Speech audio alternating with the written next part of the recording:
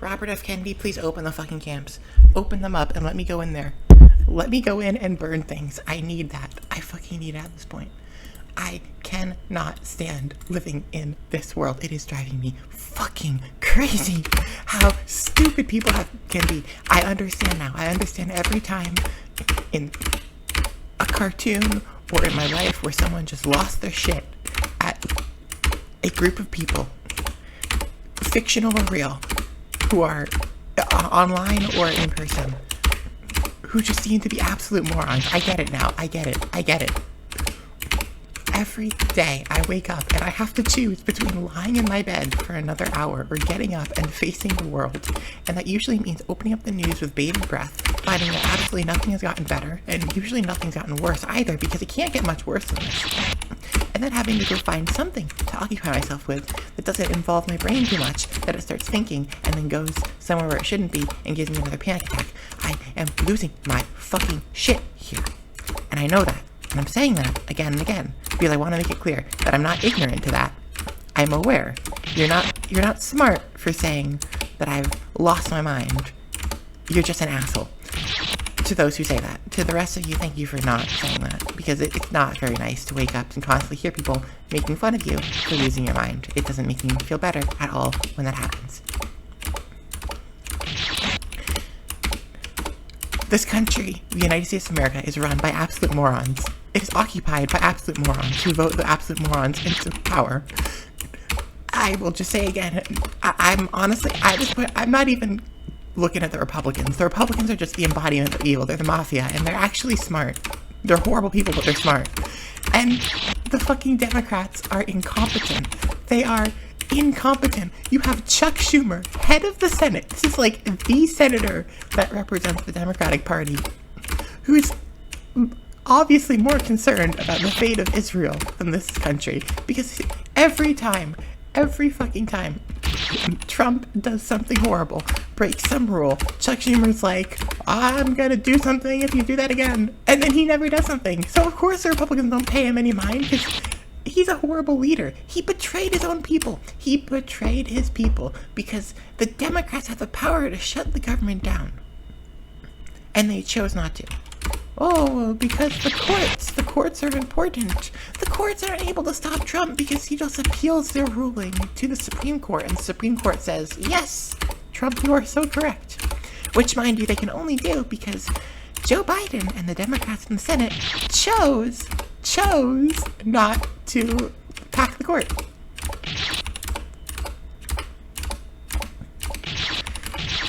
And what happened to all the Tea Party Republicans that were like, we stand against MAGA, we're the good guys? They're not the good guys, they're just not as bad as MAGA. But then all of them, Adam Kinzinger, who was on that, on the Trump impeachment inquiry, and they either have shut up and just fall in line with Trump, or they stopped running. Like, Adam, why do you stop running? I know you had to compete with another senator because redistricting, but if you're going to be the anti-MAGA Republican, you're going to be the embodiment of standing up to Trump and whatever, then can you stay in government and do it? Because you're not going to win this fight going on the news when you had a seat in Congress. Why did you stop running? I'll get his actual name so I don't sound like an idiot. Here, Adam Kinzinger, retired politician because redistricting. He was like he was an Illinois guy. He was the anti-Trump Republican. And now he's gone. He just stopped running. He just decided not to be there anymore. Listen, I hate the government too, but you had the power to change it. Can you at least stay in there and just vote against anything Trump does? Can you at least stay in there and stop Trump? The only one I respect of the anti-Trump Republicans is the anti-MAGA that became a Democrat. But I respected them when they became an independent. I can't find the name. Now I'm kind of thrown off by having done that search. The Democrats are utterly incompetent, and it is so apparent that they either don't want, you know what it is? It's the majority of the Democratic Party are corporate sellouts, just like the Republicans. And their corporate leaders don't want a revolution right now. They want their profits to go up. So those Democrats are trying to push this narrative that we're all going to get through it, we're all going to be fine, weather the storm or whatever. Because in the end, those corporations don't care. They don't care if Trump refuses to acknowledge any new election. They don't care if there's even people here left to vote. That's a quarter 4 problem. We're in quarter 3. They don't care if there's people left to buy their products. They just want the number to go up for their investors. That's what the corporations are concerned about. And they're not even thinking long-term because they don't, no company in America thinks long-term. No publicly traded company thinks long-term. Investors can ensure that because they just, as a public company, you have a duty to get more money for your investors endlessly. Stock market really ruined. I wouldn't say it ruined the economy, but it certainly has been one of the aggravating factors. Democrats are pushing this idea that it's... I don't even know how much is stupidity or how much is just outright stubbornness. They're talking about how they need to learn how to talk to men. They're paying like millions of dollars for consultants that'll teach them how to talk to men. And whatever those consultants say, it's just fucking wrong because the Democratic Party refuses to endorse Zohran Mamdani, mayor of Democratic primary winner for the mayoral race in New York. They refuse to endorse this guy. Chuck Schumer refused to endorse him. Hakeem Jeffries refused to endorse him. Just say that the guy who won is a good guy. Like, come on. This is basic running a political party. I don't even know how to explain it. The Democrats went so hard behind the dumbest policies. And they defending Israel and defending Joe Biden. Like, in the 2024 election, Kamala Harris fought against people who criticized Joe Biden's economic policy so hard. She had the chance to be like, hey, I'm gonna do things better now without, she could have just been like, Joe Biden was stabilizing the government and now we're gonna fix things. But no, she was like, the economy's going great, we're just gonna keep course. Stay course is not an attractive campaign motto when 60% of Americans cannot afford basic necessities. I can't believe I have to explain this. You're not going to win an election if you tell 60% of Americans that they're still not going to be able to afford anything under your government. How does this have to be explained? I am slowly losing. It's not slow anymore. To be fair, I think I made it like 3 months before I started losing my mind after the 2024 election. Because for years, I just like laughed off and ignored the rising alt-right, the rising hate, because I figured like, oh, it was a vocal minority, right? And then they won the 2024 election, and that's when I clicked in my head that, oh, we're fucked here. America is fucked. Like, we are actually occupied by Nazis. And now I'm seeing the most common position, just everywhere I go, is Nazi apologists. I open up YouTube, and for like 2 hours after the page takes forever to load, because for some reason YouTube's site is shit. Everything is shit in this. Every tech thing is shit. Everything's being... It feels like it's deteriorating around me. It feels like the world's deteriorating around me. And I do sometimes wake up and wonder, is any of this real? Is this a real world, or am I just in a coma and slowly my brain is decaying and that's why everything seems to be falling apart? I swear, it sometimes takes like, sometimes I load YouTube and it just does not open up. Or at least with Lemmy I could just say, oh, it's a server issue. It seems like it's every day with YouTube. Sometimes multiple times a day, I open up YouTube and it just never connects. Why does everything in tech break down? So, moving aside, if I get YouTube opened and I like click a random gaming video, how often I get slapped in the face by someone saying, oh, I got an X account, follow me on X.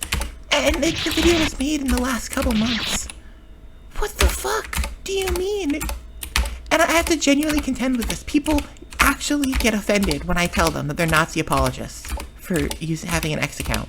And they'll make their, oh, I know it's a Nazi bar and it promotes Nazis and it has Nazi imagery. I know that, but, and it's a networking for the head Nazis brood farm. But my friends are on X. I follow these accounts on X. I can't leave them. Let it be known for all the people that say, oh, I would, if I was in Germany, I'd fight the Nazis. I'd punch them. And then it's memes, gaming, it was memes, internet discourse, and porn. That's what people drove the line on, like how much they'd fight against Nazis. I can't delete my X account because I need my memes, internet discourse, drama shit, and porn.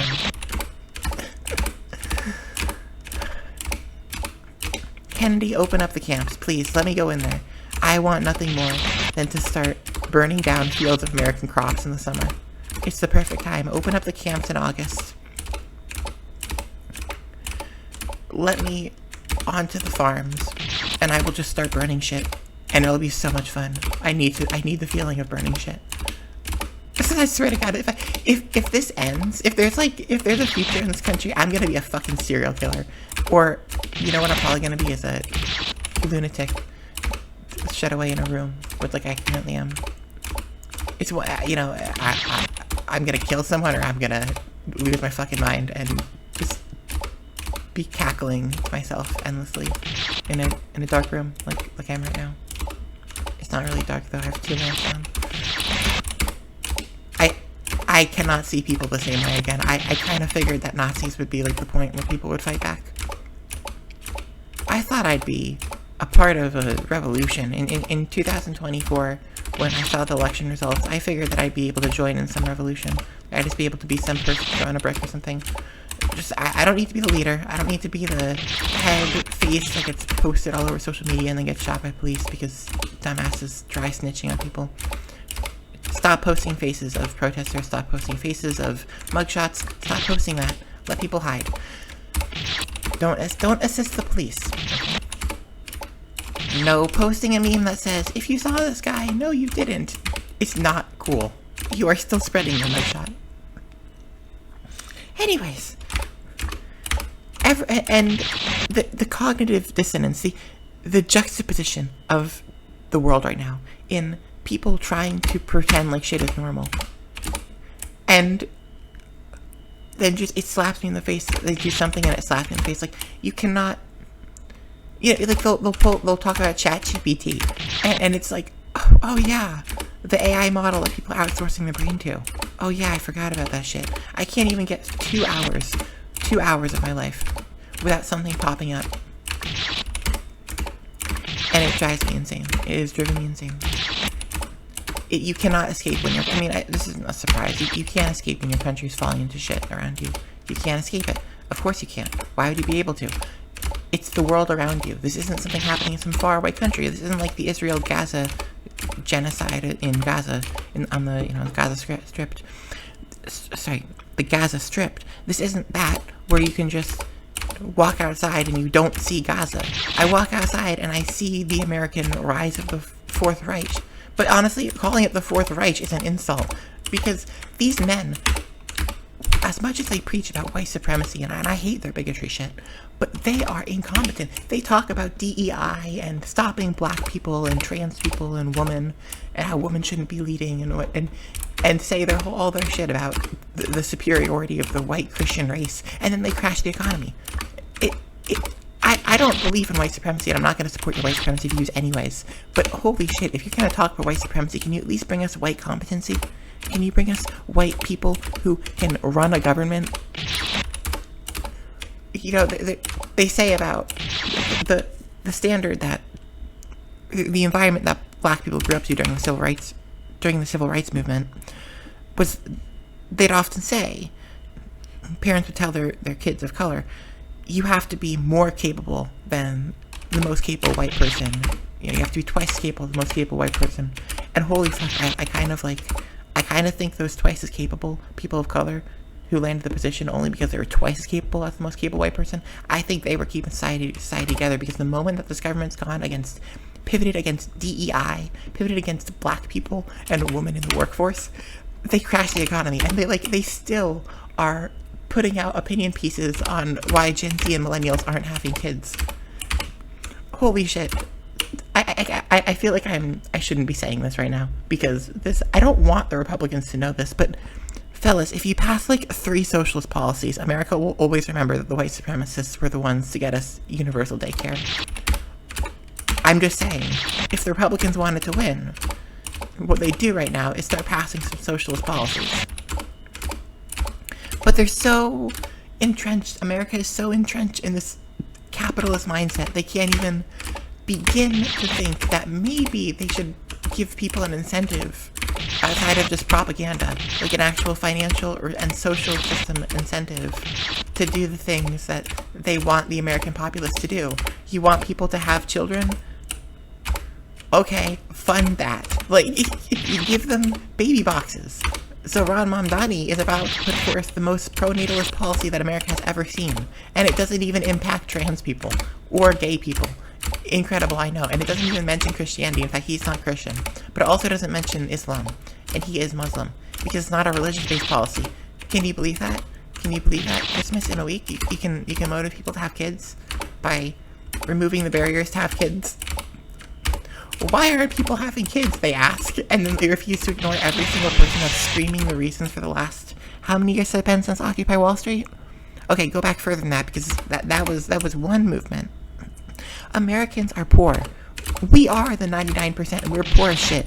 60% can't afford basic necessities, and the other 39% of that 99, within that 99%, the other 39% of Americans that can afford basic necessities, they're not going to be able to afford those necessities if they had a kid. This is the dumbest conversation that I have ever had, and I've been having it for like a month, a year and a half. People will not. They keep putting out article after article about how Gen Z and millennials aren't having kids, aren't getting married, and the student loan debt. Like, no one ever.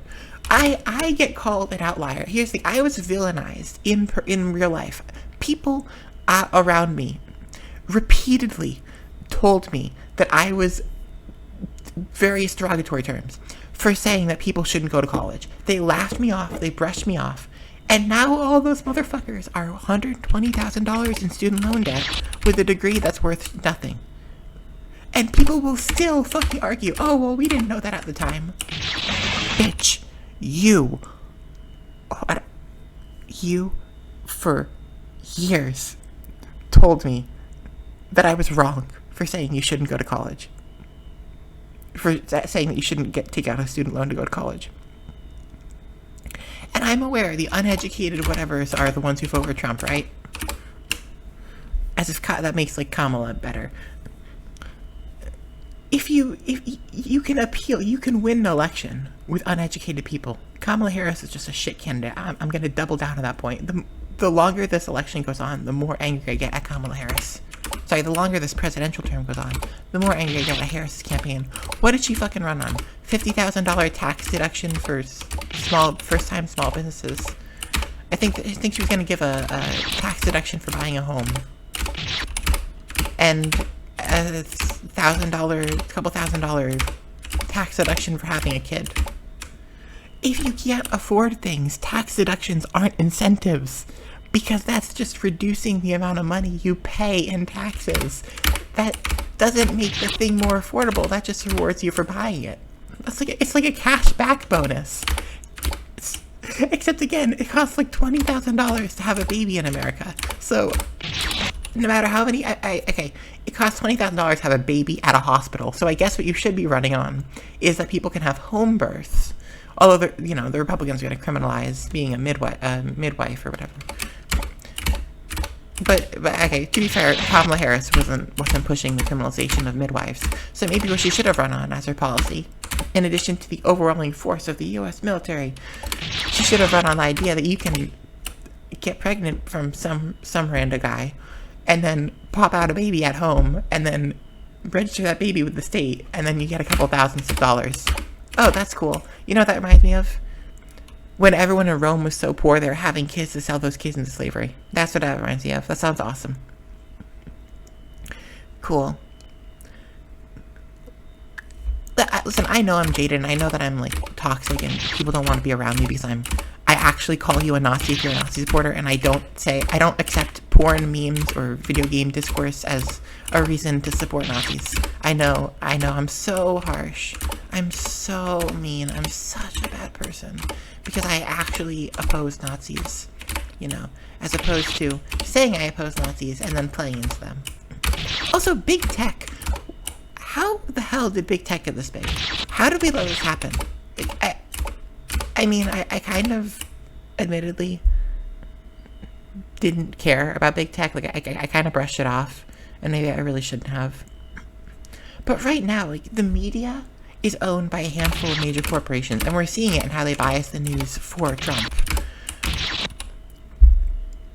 Amazon is omnipresent. You cannot escape them, and I hate Amazon. I fucking hate Amazon. Google owns YouTube. Amazon owns Twitch. You know, the Nazis bought X.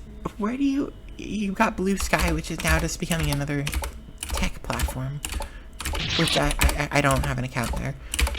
You have to go down into the Fediverse, but then if you go on the Fediverse like I do, you get like the same 15 people posting all the time. I guess I could make myself the 16th, to be fair. I could be the 16th person posting on the Fediverse because no one else is there, because everyone else is just no thoughts, following along with whatever the main tech trend is. There are people in real life you will find who use ChatGPT, who talk out loud and say ChatGPT and then ask it a question. And I'm standing here, I'm walking through the street outside my house, committing the great sin of going outside. And I'm looking at people and I'm like, wow, I feel worse.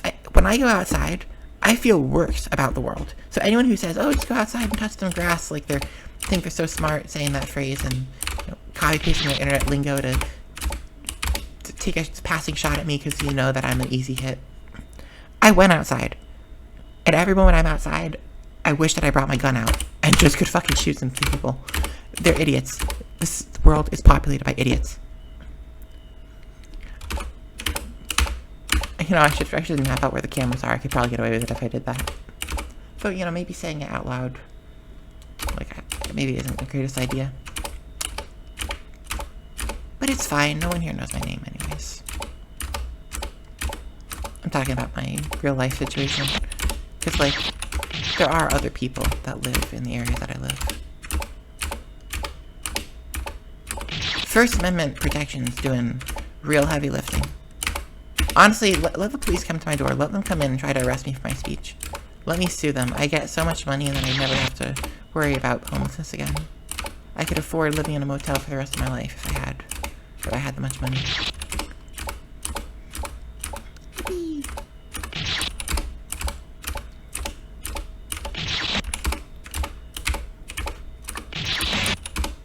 I don't know what upsets me more about being outside. Seeing people that act like this is normal. Who act normal in this area, in this period. Or... It's fine. Thank you. Thank you. Thank you. Thank you. Thank you. You get it, exactly. People who, you know, like, they hear something and they ask, ChatGPT, is that real? And then they just take that answer. You know, do you know how... I don't know what country you're from or what your education was like, but when I was raised in the American school system, which is not at all intelligent, they taught me how to check sources. They taught me the importance of verifying sources. Just like how you wouldn't Google search something and then just take whatever the top result is. Except people are doing that now with ChatGPT. Only it isn't even a published result, it's the average published result. But see, you get it. I need to hear, this is why I do this, because I need to hear someone say something like, confirm to me that I'm not crazy. People who are bumbling through their life, and if you look at the Google Gemini ads, they highlight this, they glorify that aspect of their program here. You know, we're gonna open up some Google Gemini ads. Because I want to use a primary source oh, YouTube isn't letting me connect to it, because of course not. YouTube never lets me connect to it.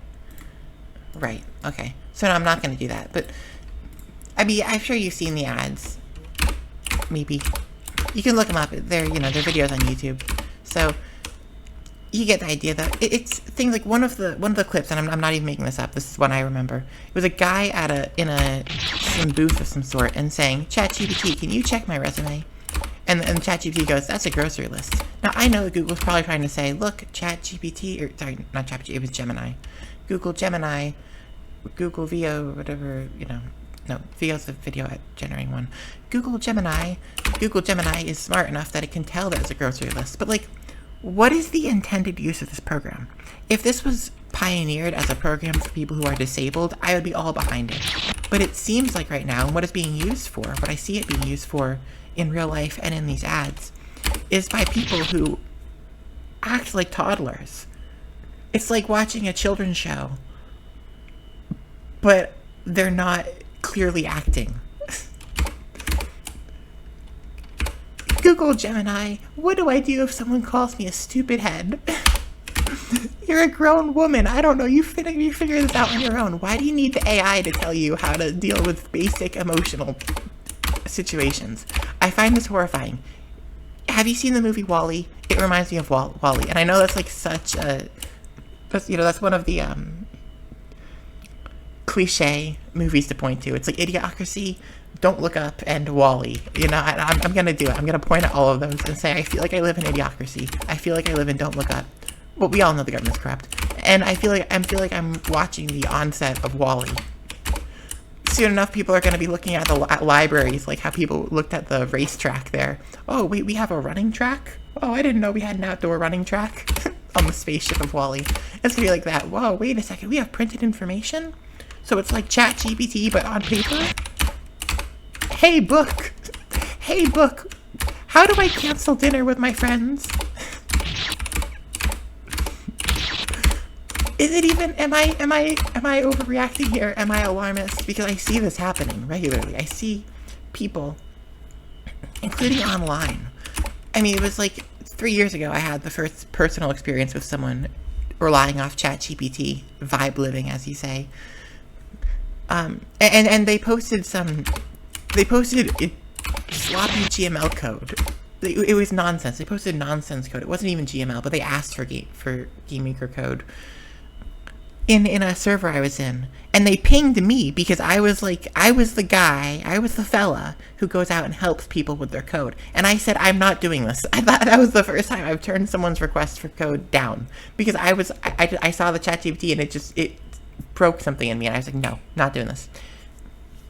This person was going to be the leader. I don't even know what AI-generated GML looks like, because I took one look at that and then immediately scrolled past it, but yeah, I wish I had an example. If you have one, please share, because I'm sure it's garbage, and I still know GML very well. I still do meddle in Game Maker at times, and it's whatever ChatGPT writes, it's never accurate. People are writing websites with ChatGPT, and it's absolute garbage.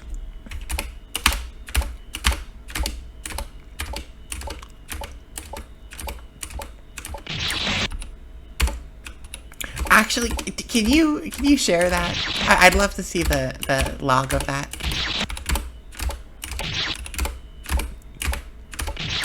I feel like if you were to ask Grok to make an avoidance, it would make something that's MKO 13 here.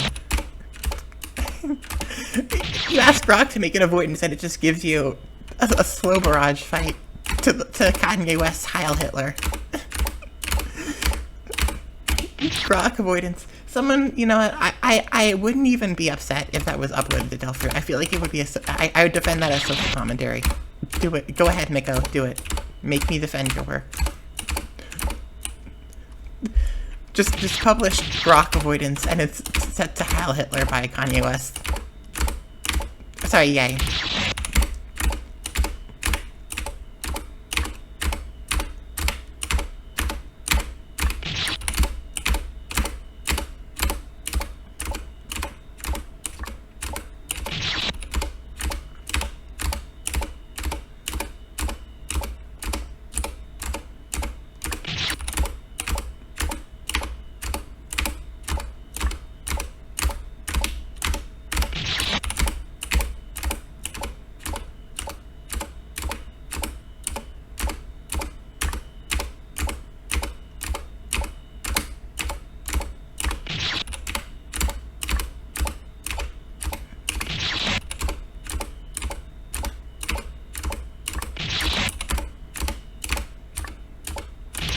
I'm surprised that Grok even has the ability to understand anything about fan games, though.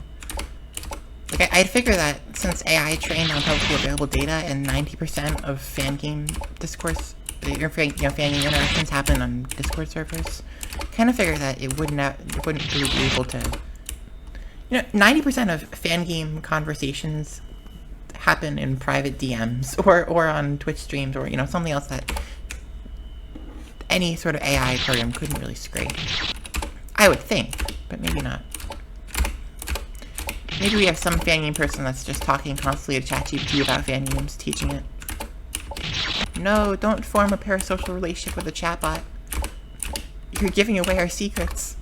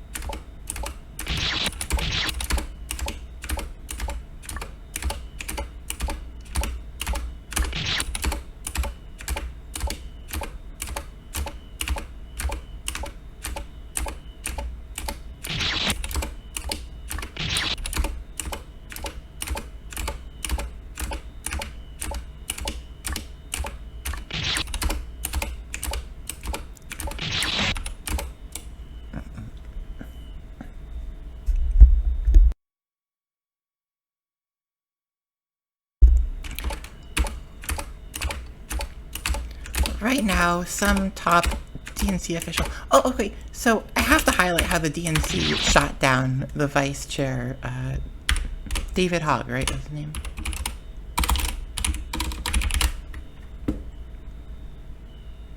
Yeah. Listen, I don't agree fully with this guy because... Well, I respect him as a survivor of the... it was the Stone... Stony... Let me get the Florida one. Stoneman Douglas, yeah. Yeah, it was the 2018 Parkland, that's what they called that. Sorry, I was blanking on the name. The Parkland shooting survivor, David Hogg. I don't agree with him on guns. I mean, I have been pretty vocal about how I think everyone should get armed right now. But I respect the fact that he's been through that experience, and I respect his trauma, and I admire his view of that he needs to get more young people in the Democratic Party, and that they need some turnover of their politicians. Because that's the one thing that Republicans do that Democrats are just failing at that would really help the Democratic Party. Republicans will push, they force their people in line. In fact, when one Republican House representative said that he wouldn't vote for Trump's big beautiful bill because if it's big and beautiful, you don't do it at midnight because it has. There's a lot of reasons that you wouldn't want to support the big beautiful bill. But when that Republican House representative said he wouldn't support the big beautiful bill, Trump then called for him to be kicked out in the primary. Democrats will never call for their own to be kicked out in the primary. And in fact, when David Hogg, the vice chair, who was, by all means, the most competent Democrat in leadership, when he started suggesting that Democrats get their shit together or get primaried out by other people in their party, the leader of the Democratic Party had a... Alright, I want to see this. Wow, it actually... Alright, I'm going to read this out loud. I just want to finish my point about David Hogg. The leader of the Democratic Party had this call, and I want to see if I can find the audio of it. where he basically said to David Hogg, I know this isn't your intent, but you're making me look like a bad leader. Yeah, the Democrat leader is a bad leader. Look at what happened. Look at what just happened in 2024. You guys are fucking up. The Democrats are fucked up. If you're the leader of the Democrats, you should be embarrassed. Not because the vice president talked badly about you, but because you're the leader of the Democrats and they just lost the most winnable, the easiest election in American history. Because they wouldn't stop talking about Israel. Alright, let me read this thing now and we'll take a short break so I can... Video. Alright, I'm gonna check this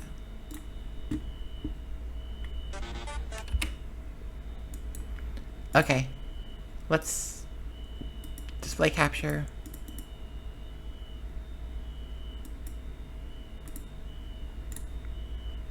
Where did I put it? Sorry.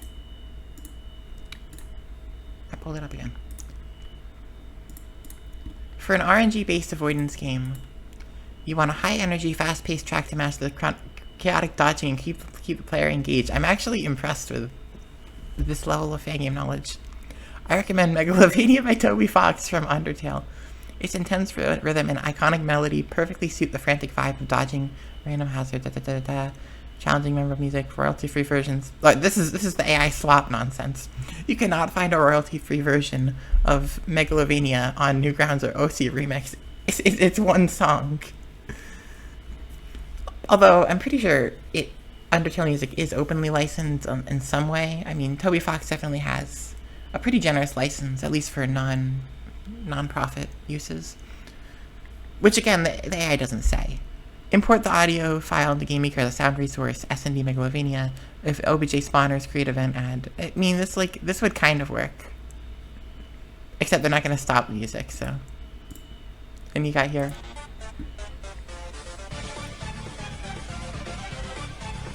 Did the AI put those spikes there? I'm very confused. How much of this is you and how much is just the AI?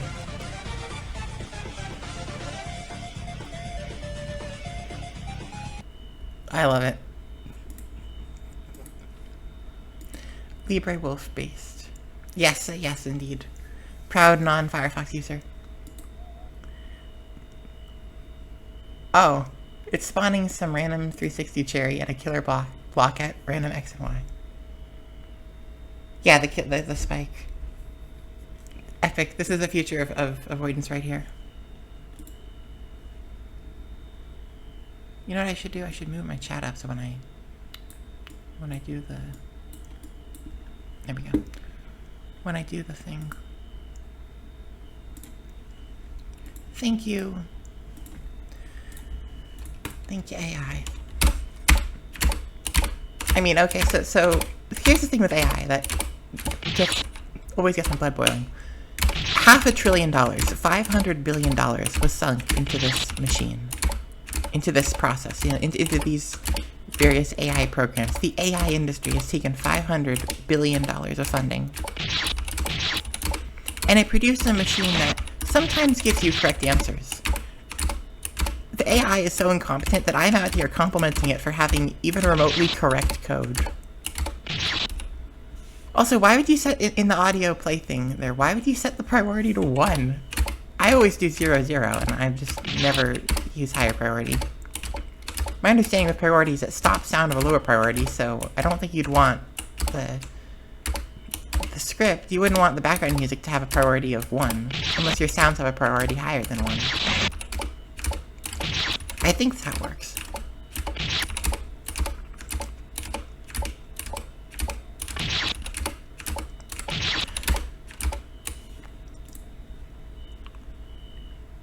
Yeah. Elon is the worst person that people have idolized in the tech sphere. He's the worst of that Silicon Valley crowd. I hate them all. I hate Mark Zuckerberg. I hate Jeff Bezos. I hate Peter Thiel, Palantir guy, who's probably going to bring forth the next AI surveillance botnet. The world's first AI surveillance.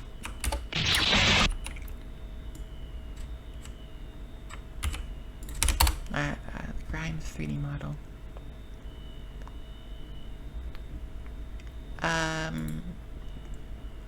I think I'm out of the loop on this one. What are you talking about? Rick Grimes from The Walking Dead? Is that what you're talking about?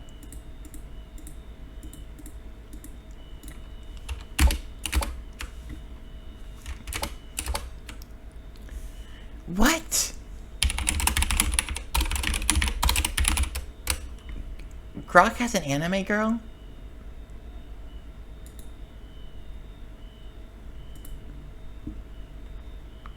Hold on, is it this? What? Okay, these man children have to stop. Is this the anime girl?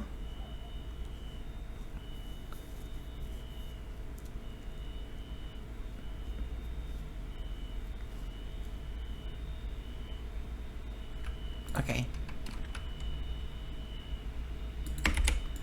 The Grok chatbot app. Oh, God help us. Rudy, a 3D red panda. Oh my God! I saw something on Libre Wolf. I didn't know what I was seeing, but I saw this. Okay, I saw a red panda and a anime girl. I remember that. See, I'm out of the loop because I don't hang out in Nazi spaces, but I saw a meme or something with this.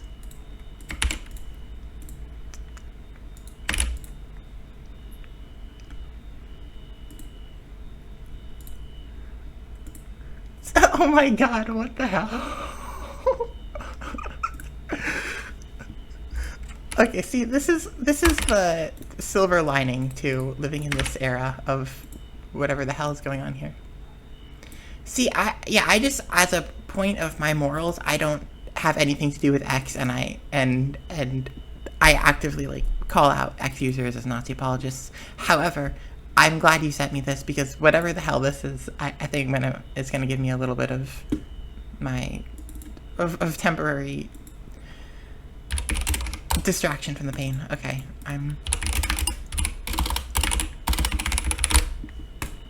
what the hell is this? Let's find out. Why is it gotta be a furry? Leave the furries out of this. Oh, you're begging for it. You dull as dishwater dipshit. I'll crash your day with a Molotov cocktail of mayhem, starting with your mom's yoga class. Swap her mat with a whoopee cushion filled with chocolate syrup. Want more? Oh my God. Freaked out already, you fragile-ass snowflake. I'll graffiti your soul with my chaos, then piss on your yoga dreams. Okay. Wait, like the opening there, I was actually starting to love him.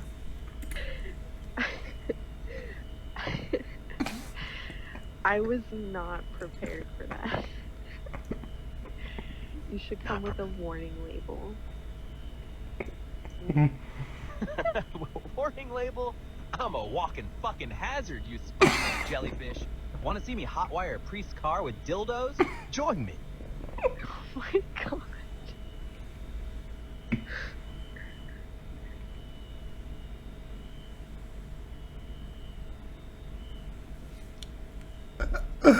What the fuck?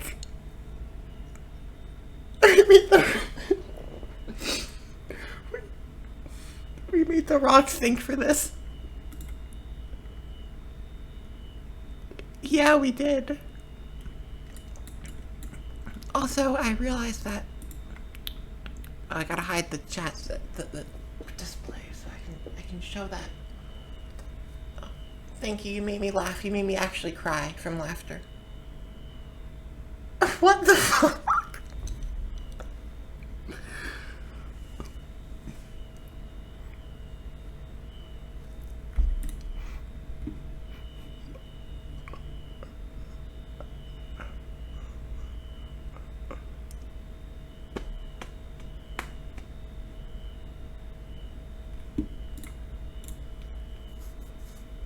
Yeah, we made the rocks. We spent $500 billion to make the thinking rocks think more. I want to remind you that Mark Zuckerberg is building what he wants to be the 8th wonder of the world. which is a giant AI data center that's shaped like an apostrophe.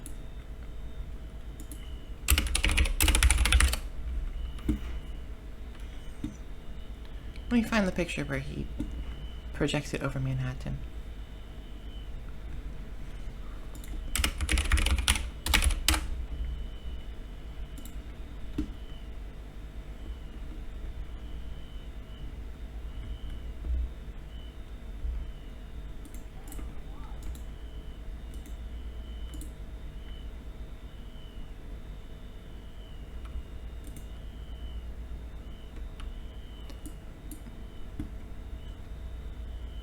Okay, yeah.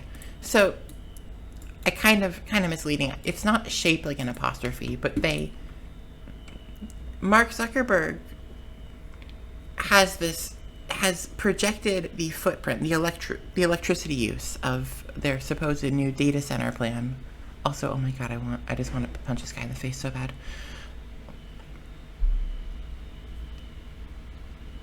Yeah, 60 to $65 billion he's pouring into this, and he mapped out the electricity usage by places in Manhattan, and he made this little apostrophe shape. As in, like, his data center will use as much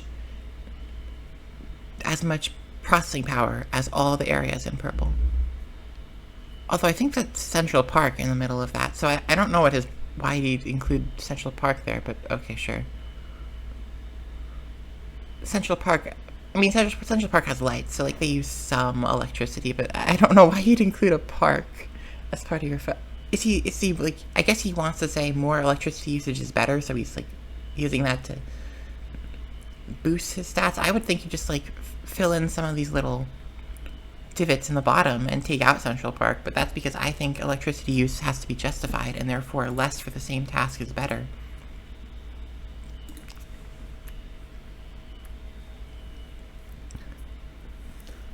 Come on, why does Grok AI have to drag the furries into this?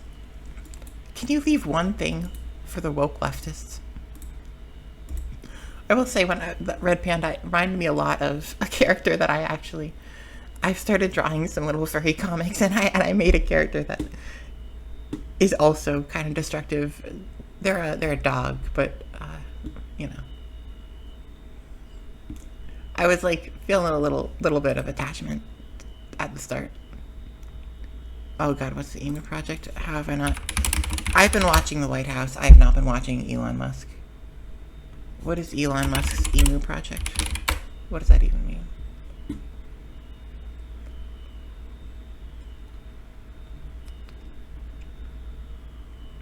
Elon Musk universe? Is this the Musk multiverse coming in? Oh, Zuckerberg's. Sorry, I thought you were talking about the Red Panda. I was going back to that, but let's. What is Zuckerberg's Emu Project? Oh, controlled image editing.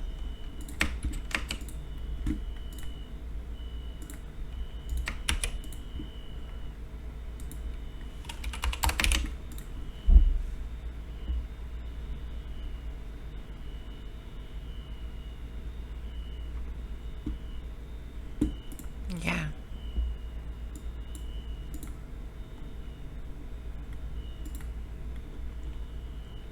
An astronaut underwater. Wow. Ooh, crazy. Like, I wouldn't even mind $500 billion of money being sunk into this because, like, in a functioning world, whatever, you know, it's not my money.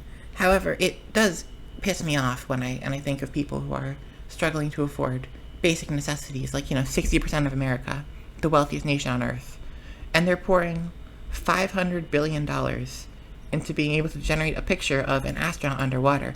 Oh, but Kelvar, it's not just one. It's also, it can generate a sushi walking and super happy raccoon on a motorcycle. It can generate anything that you think of that our censorship doesn't block.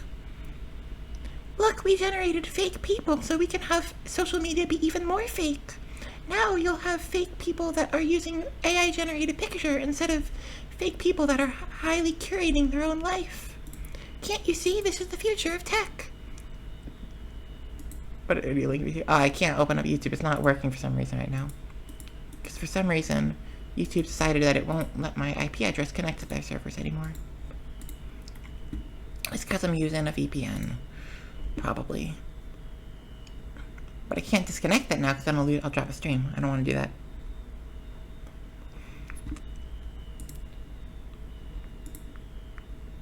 Oh, maybe YouTube servers just suck for everyone. I was certainly having that problem, and I figured it was just me. So I wasn't seeing a lot of people talk about it online. Oh yeah, of course. They brought in people. They just had some people show up. They paid Tom Brady money to be a celebrity. They paid Mr. Beast, and Kendall Jenner. Okay. Snoop Dogg can be a Dungeons and Dragons style game master. Isn't this so sad? They're paying $500 billion to replace a job that people do out of passion. Sorry, a function that people do out of passion. Don't talk about everything like it's work. That's something I'm working on myself, is breaking free of the labor-centric communication pattern that we have in America. And yeah, I always hate those. I always block AI thumbnails. I write just, I tell the algorithm I'm not interested. And don't give them attention. Don't click, don't dislike, because that counts as engagement. I hate the text here. The text here is so confusing because, like, what do you mean disliking a video helps get engagement? All these algorithms that no one really knows how they work. And then you have people using the TikTok speech, which I absolutely makes my blood boil. Anyone who uses TikTok speech, or if they say a swear word and then put some loud buzzing noise over it, which is actually just really obnoxious. I mean, why are you jump scaring me with a loud beep sound or a loud static or, rustling sound? Like, if you're gonna say the word fuck, you have to, like, jack off your microphone while you're doing it. Thank you. I don't know how that would sound, but I was rubbing right over where the microphone was supposed to have my, where the microphone intake is. So if that sounds horrible, I'm gonna, in post-processing, I'm gonna definitely quiet that down. 85310.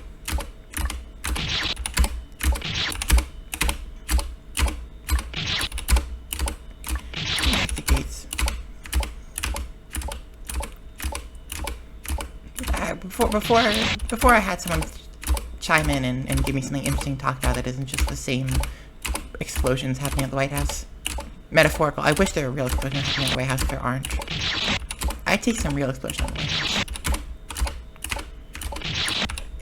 The fact that our society has... Because I will say society as a collective here, because the government and the economy can control each other. The lack of desire to control the economy is itself a societal choice, and then the billionaires are a product of the society they're raised in. Yes, it's a couple men, but it's a couple men doing this because they think it's the right thing to do.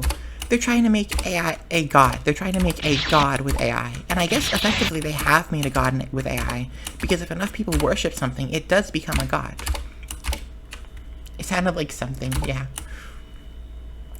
Probably sounds horrible. I'm actually curious now to go back and listen to this when I'm editing this video and just hear the whatever noise that made.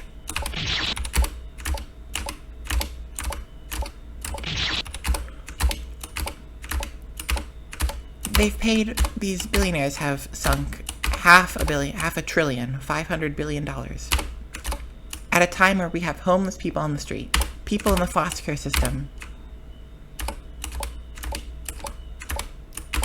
Yeah, DeepSeek's AI is better than the American AI, and then Congress all of a sudden gets its act together in order to think about banning it. Nothing has made me more resentful of Congress than seeing how quickly they go from a bunch of bumbling idiots to an organized task force. Like, even if they don't do something, when they have an issue like related to China, when they were passing the Patriot Act after 9/11, at the very least they showed up. And after 9/11, they were cohesive. They were a team. They were strategizing. They had the cohesion of like a 4-star Overcooked 2 player, a team. Like, I have not seen. You will never see Congress right now as organized as they were in the advent of the 9/11 attacks. And mind you, Republicans have the House and the Senate, and they still can't get shit done because they just choose not to. And same with the Democrats had the majority. Like, I have to say it, I don't want to be a conspiracist or whatever, but I really, really do feel like Congress is playing us. I know, both parties, whatever, you know.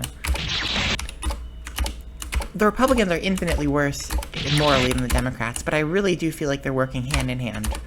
They're intertwined in making sure nothing gets done. I mean, look at how the Democrats bombed the 2024 election. And look at how they're refusing to do even the options they have that are legal.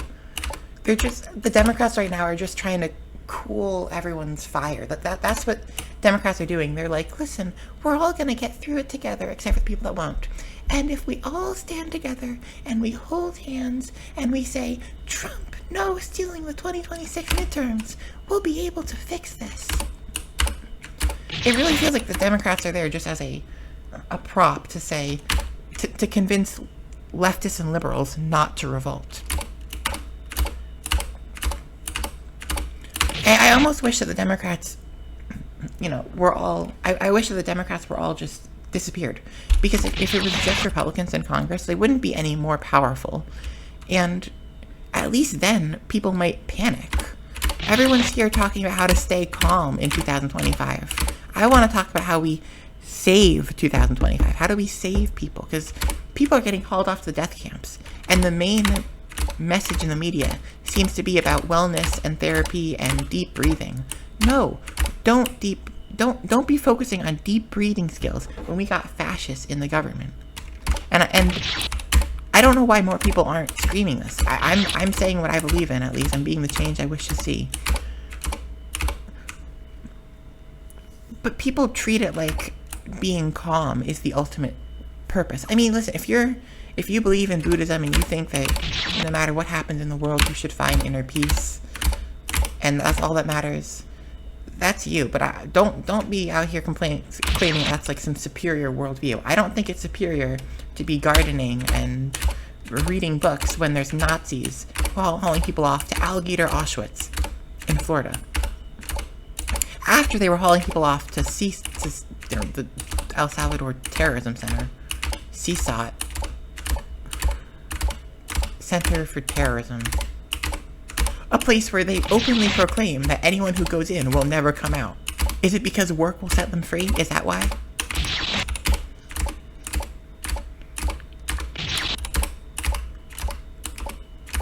Maybe it's just that people have consumed too much violent media and now they're desensitized to real-world violence. That sounds stupid. It makes me sound like Hillary Clinton on the 2016 campaign. I don't think violent video games are bad. In fact, I've been quite the proponent of violence. So, like, I'm not saying that violence is bad or that depicting violence is bad, but I don't understand why people are just looking at ICE in masks walking through their neighborhood. Yeah, it's... The thing with Republicans is the way that the MAGA has structured itself, it is very antagonistic. So it's very good at getting people riled up about the system that we live in. To be fair, the Republicans are... Well, the U.S. government's always been fairly transparent. It's just transparency doesn't mean that they're accountable to the people necessarily. Ever since, and really it was more the creation of film journalism, you know, which allowed journalists to go out to the Vietnam, you know, to the first war where the first time you really saw press journalism exposing the government was the Vietnam War. And that turned America against the Vietnam War. But ever since, like, we've known this stuff's been going on. Documents have been leaked. Like, we don't know what the Jeffrey Epstein client list is, but we do know that Jeffrey Epstein had a close contact with Trump. And WikiLeaks has existed for a decade and has been leaking things from the front lines. And I think that's part of the hopelessness and the despair and the distress that American citizens like myself who are watching this and saying, why isn't anyone doing anything? This is why we feel this way. Is because the U.S. government is transparent. Like, the U.S. government has taken film crews of their own, broadcasting with prison warden Barbie,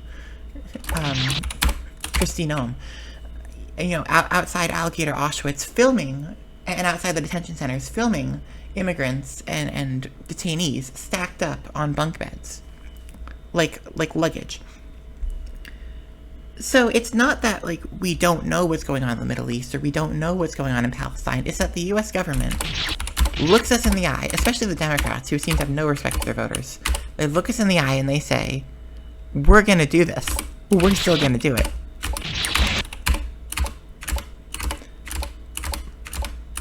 And they push out, like, some bland statement about radical Islam. You know what? Let me pull out the Happy Roadkill. I love Happy Roadkill. Roadkill, radical Islam.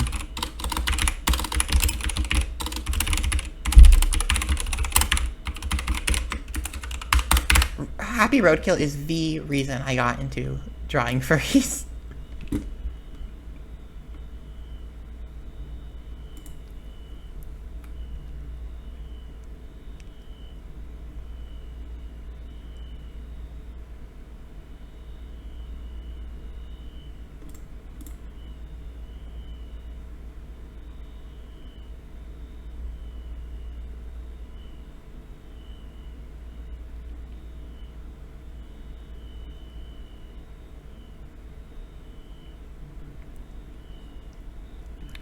I'm looking at the Happy Roadkill comics, but I can't find the one I was looking for.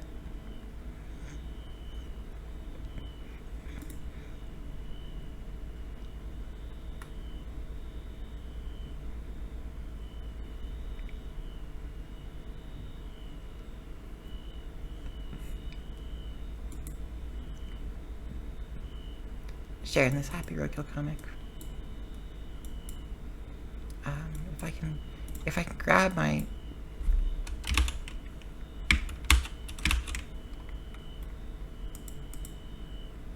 I cannot...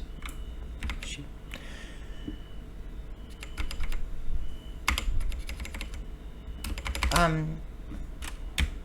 Oh, it's right. I have my Windows key bound to something different. Damn you, Windows 10 interface. Okay, display capture.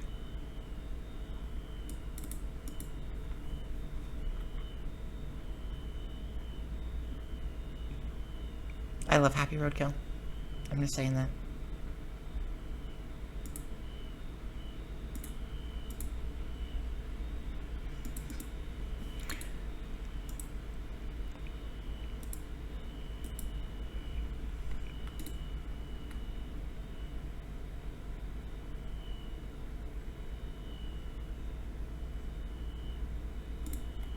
I don't know why I showed that last one.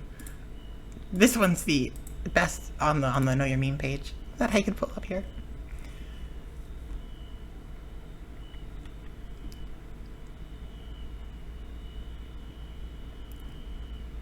Some for corporate donors have decided to pull funds. Hey folks, now the time we take a stand. A stand for democracy.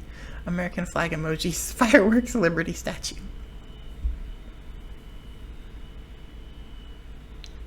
Our capital is raided and our country is pretty humiliated. Awesome. Horrible screams on the iPad. I love Happy Roadkill. Best webcomic creator.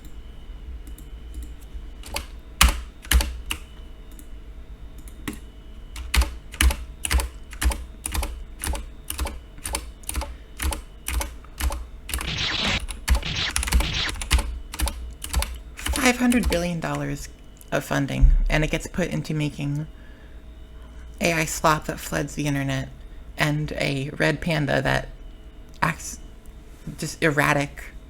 A red panda model, which no one asked for. Leave the furries out of this.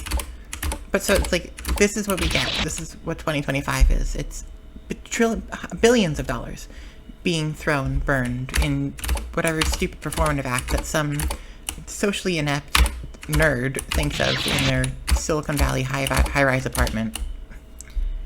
Instead of, fixing the problems that are making me feel like shit, I get to laugh at billionaires burning the money that could fix the problems that make me feel like shit. I really do hate this country. I mean, it's at this point, it's kind of like the main thing I feel is just a ever-present hatred. And I know that's not really great, and it's probably not the right mentality. Listen, if I become like a serial killer in a couple years, you can be like, I told you so, but I don't know what you're really saying you told me. You told me that I should try to leave. I tried to leave America in 2024. I couldn't find a way out. Now, if Canada wants to take in refugees, I am packing up today and taking an Uber to the border, or a taxi or something. You know, I'm doing whatever. I'll find a way. Probably taking a flight over, to be honest. I get on TSA, I get on that plane. At least ICE won't detain me when I get off the plane, because I won't be in America. Ha. I'm signing my amnesty application. If you want me, you know, if the Canadian military wants service, I will cook for them, I will clean for them, I will do literally anything they ask. I'd take a gun and shoot Americans, but like that's not really asking something. That's kind of more like I'd come in, beg that, and they'd see that I'm mentally unstable and be like, we're not giving this person a gun. You can do the chef work. They gotta put like a little leash on me, just in case I get a little violent with the knife. But of course I wouldn't, because I'm in Canada. I love Canadians.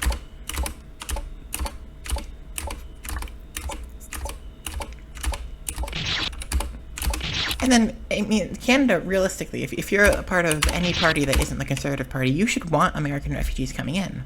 Because those American refugees are always going to vote left. They're always going to vote for, I'll go out there and I'll protest on the streets of Canada for ranked choice ballots. And then I'll just vote NDP and then the left, the Liberals. As would most Americans, because the people who flee from this, the people who flee from this nonsense, they are never going to vote Conservative. I'm never going to forget this period of my life. I mean, I still have ingrained in my mind the footage of American police. Yeah. You know, the Epstein thing, it gets... I'm two-pronged on that, because on one hand, it gets MAGA riled up. And remember, the first time that someone shot, the only time that someone shot at Donald Trump, it was a conservative who was disenfranchised, disillusioned, because they found out that Donald Trump was an Epstein, was best friends with Epstein. And so the sexual, Donald Trump being a sexual predator and a pedophile is what got the person who shot at Donald Trump there, who grazed his ear but didn't actually hit his ear because Donald Trump cut his ear on the belt buckle of one of the Secret Service agents. But that person was radicalized to shoot Trump by the knowledge that Trump was with Epstein. So I'm hoping that with this Epstein list coverage, and maybe that's the reason that Trump's sweating so much over this instead of just releasing the list and saying, fuck you. Maybe the reason is that Trump feels like he's actually going to have people storm the Capitol for him this time, or whatever. I don't know. Do you remember that if Donald Trump dies, whether it be, regardless of the cause, J.D. Vance is going to become president, and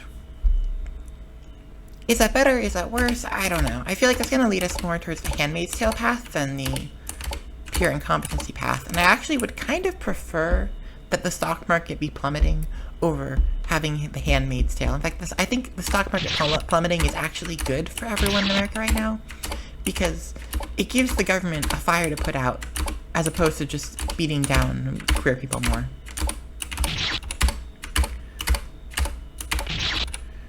But I am appalled by the fact that our government has allowed this to go on.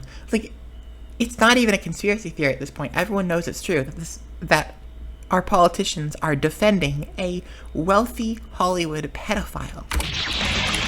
Not to be confused with the other wealthy Hollywood pedophiles that get outed every couple of years. It's where does this country doesn't have any morals. This country has a bunch of witch hunts that it goes on. After 9/11, it was anti-Muslim, and it's always been anti-left, anti-socialist. Like, what if this country has morals? If they were to have morals, what are the morals of this country? They stand by pedophilia. The only thing this country is opposed to is poverty, but it's not opposed to poverty in the sense of solving poverty. They're just criminalizing poverty. And it's really more so as a way to use that poverty as a resource to milk for money.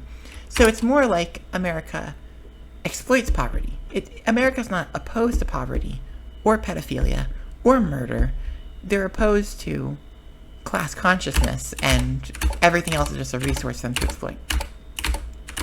The thing with the Jeffrey Epstein files is Donald Trump's here encouraging state governors to threatening state governors if they don't gerrymander to ensure that Trump wins the 2026 midterms. And Trump has secret police on the streets that probably are going to do at least intimidation against voters in 2026.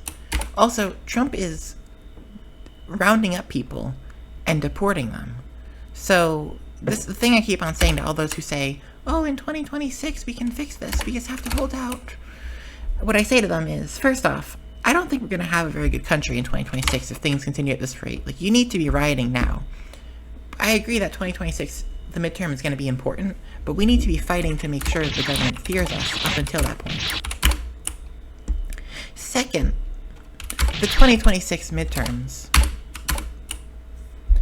those are voted on by people, and if the government imprisons people and hauls people off to Alligator Auschwitz and sends people off to Sri Lanka or wherever the fuck the government's going to send them to next, those are people that won't be voting in your 2026 midterm. If Trump and Vance, let's say, were to round up all of the child-free people and put them in mutual rape camps, you're going to lose the 2026 midterms no matter how unpopular the election is, or no matter how unpopular the current government is, because that government is rounding up the people that disagree with it. Like, are people not aware that the election isn't guaranteed? That just like how the Constitution is a bunch of laws that need someone to enforce them and have no meaning on their own without someone to enforce them, the election itself is just an event that will or won't happen depending on what the government decides to set up. And yes, it's true, states run the elections. But what if every Republican governor, because I'm pretty sure a majority of governors in this country are Republicans, what if every Republican governor just decides we're casting our electoral votes for Donald Trump, regardless of, for a third term of Donald Trump, regardless of what the people here want? Then what are you going to do then? Are you going to revolt if the election in 2026 is just canceled? Are you going to revolt if Donald Trump declares martial law? And knowing that you have a person in power who has stated a very clear intent to declare martial law, are you going to wait until he actually does it? Why don't you just act now? Fight now. Because the only thing that's changing is the government is becoming more, the government is getting more experienced, its forces are getting more trained, and people who could fight back are getting imprisoned and sent off to Alligator Auschwitz, which they have built. How is building Auschwitz not the point where you are rioting in the streets?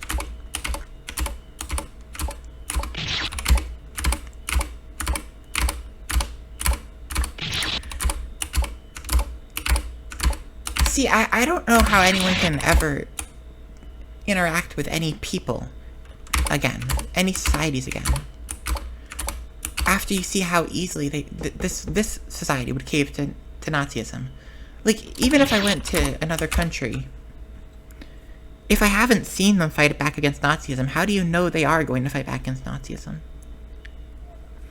How do you know that? How can you believe? Because if I asked 4 years ago, 5 years ago, would you stand up to Nazis? If I asked, if there was a Nazi in office and you had the ability, would you shoot them? I feel like some people would at least be like, well, I'd want someone else to shoot them.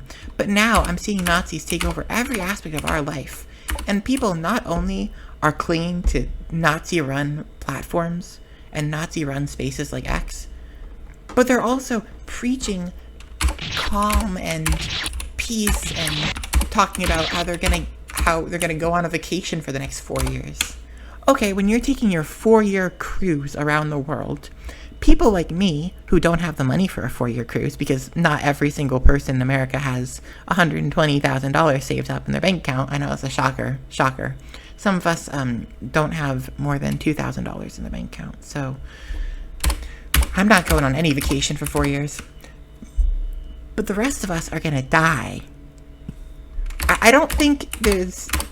I don't think it's a morally okay position to say, well, I need my own inner peace. I'm going to do yoga and walk in the park. And here's all the things I'm doing to stay grounded so that I don't fight back. I want people to be losing their mind. I want people to be fighting back. I want people to be getting armed. And I want people to be using those arms.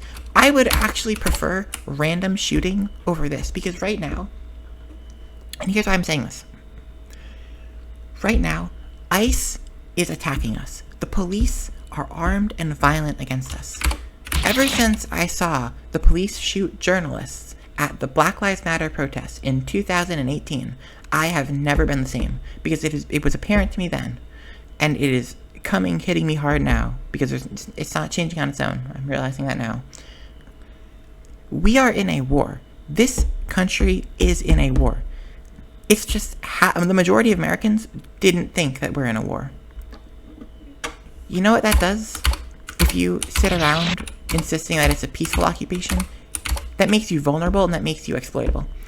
And so you have people going to work, keeping this machine running, keeping the machine cranking, when this machine, this country, is killing people both abroad in the Middle East and domestically here. Running experiments at people in Canada. You know, secret experiments with drugs that the U.S. government just tried on people, on mental ward patients. It's not even a secret.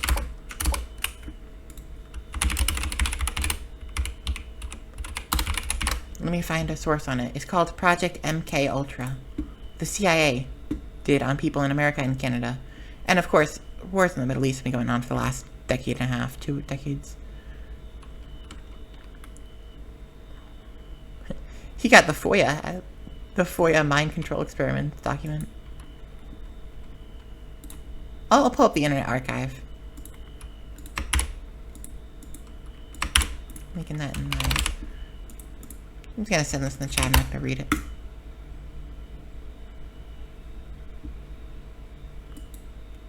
If you want to see the 396 pages on how the government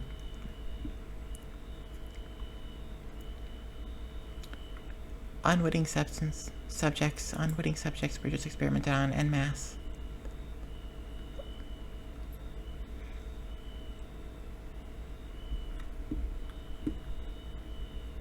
To study that, I will highlight this point though.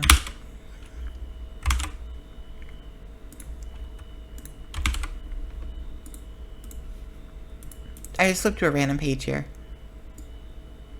Abolishing consciousness.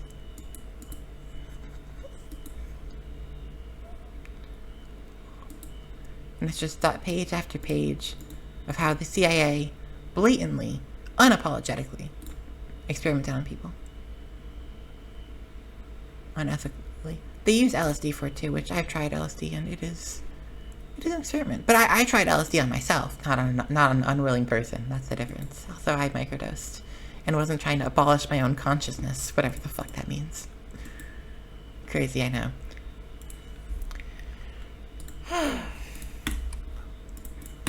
What was I even talking about before that? Lost track.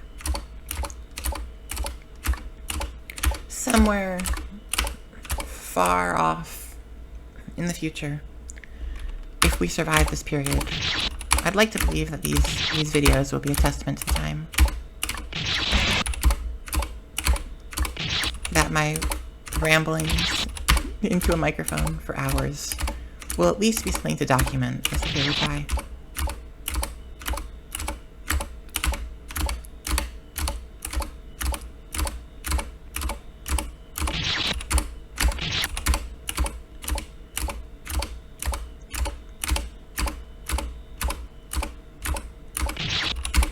Would it be inappropriate to say I feel like to say I'm thinking of saying that of comparing myself kind of to the Anne Frank of this period. I think that's a little too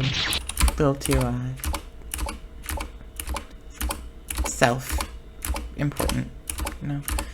I can't compare it to Anne Frank. Anne Frank was fleeing active persecution.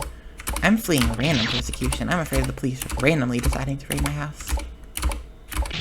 Or randomly getting shot by police. Oh right, I was talking about why I think I'd rather have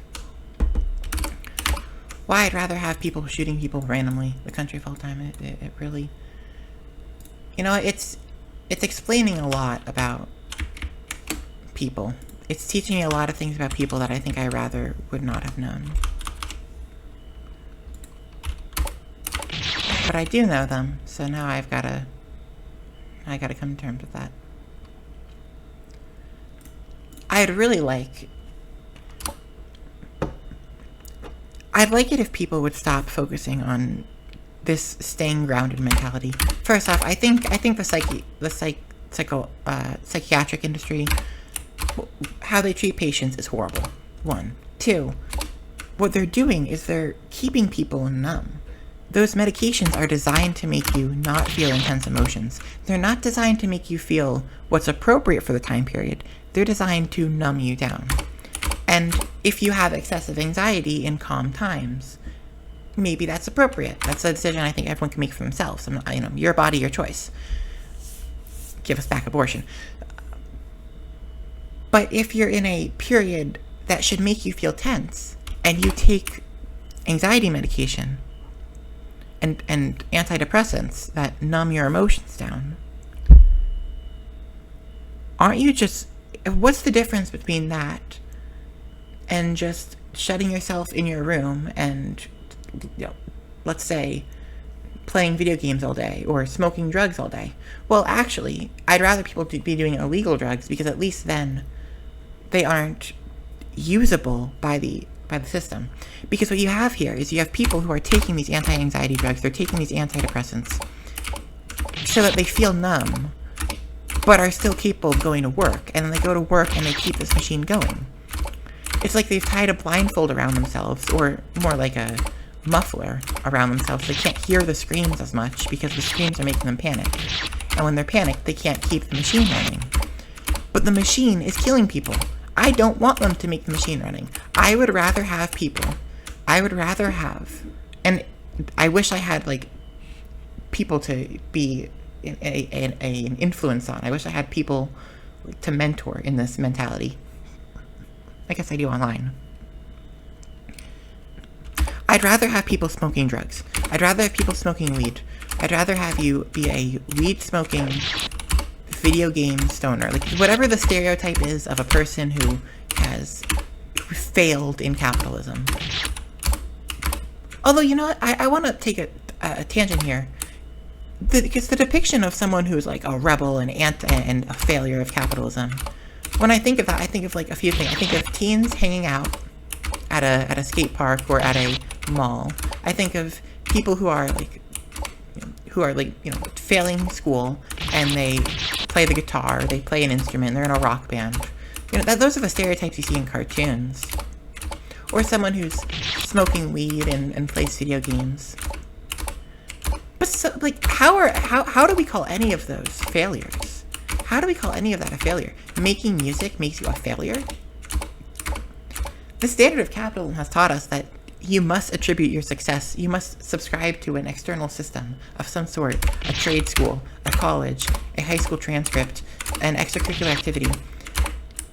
If someone's playing the guitar in their house, and they're becoming good at playing the guitar, or maybe not even good, because good is a broad standard. I want to say they're developing their own skills in playing their guitar.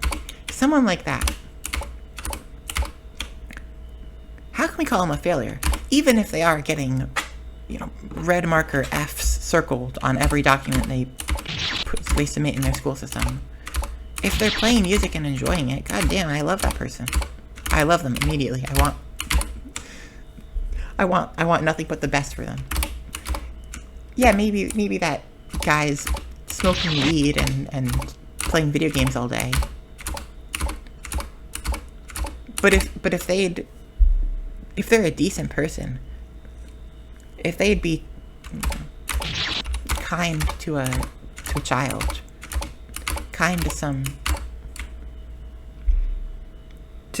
younger person or some older person, you know, if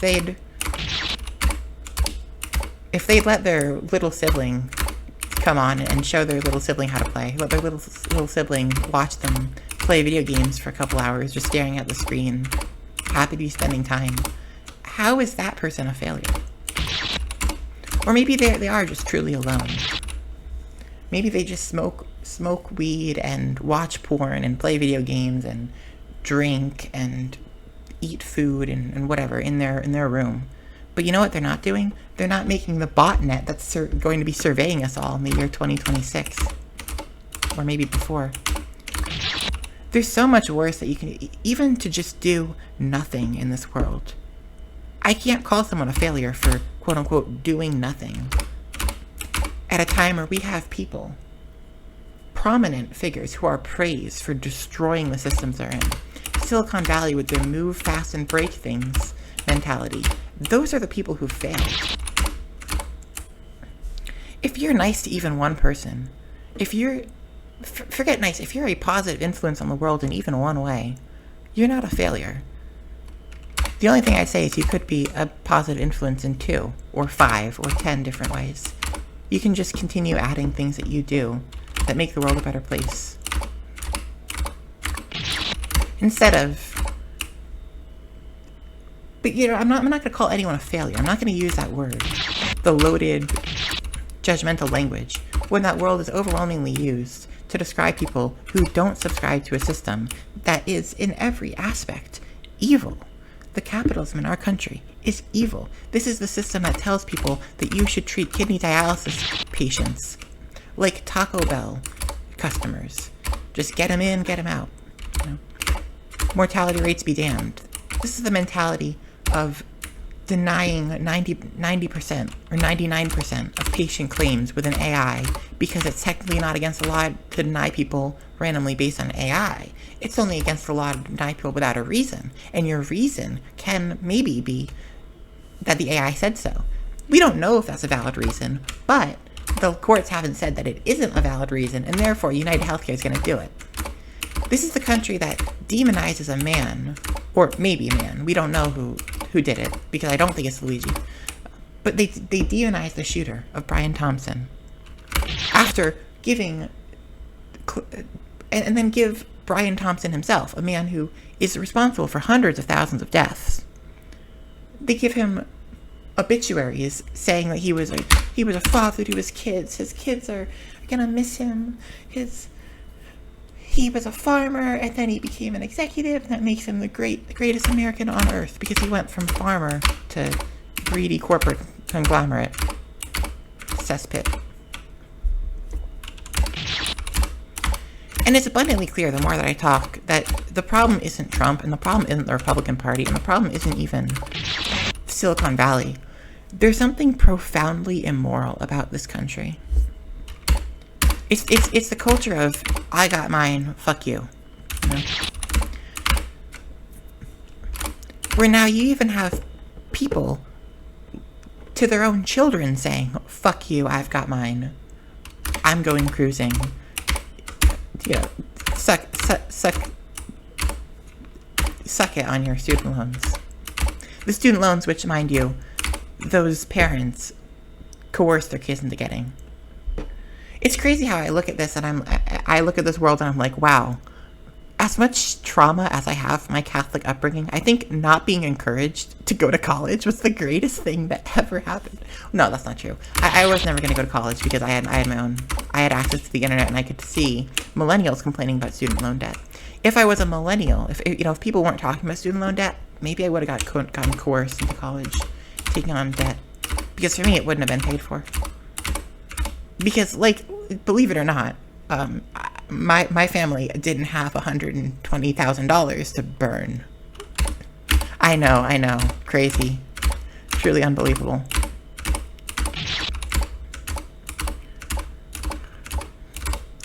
College education is a topic I talk about a lot because it does embody to me a selfishness, in a societal-wide selfishness, because we all know that society benefits from having educated people. Like, the anti-vax, manifesto writing, meth heads, I don't want to say trailer trash because that's a loaded phrase. They're underserved people, but so what I'll go back and I'll say, the people who are uneducated, who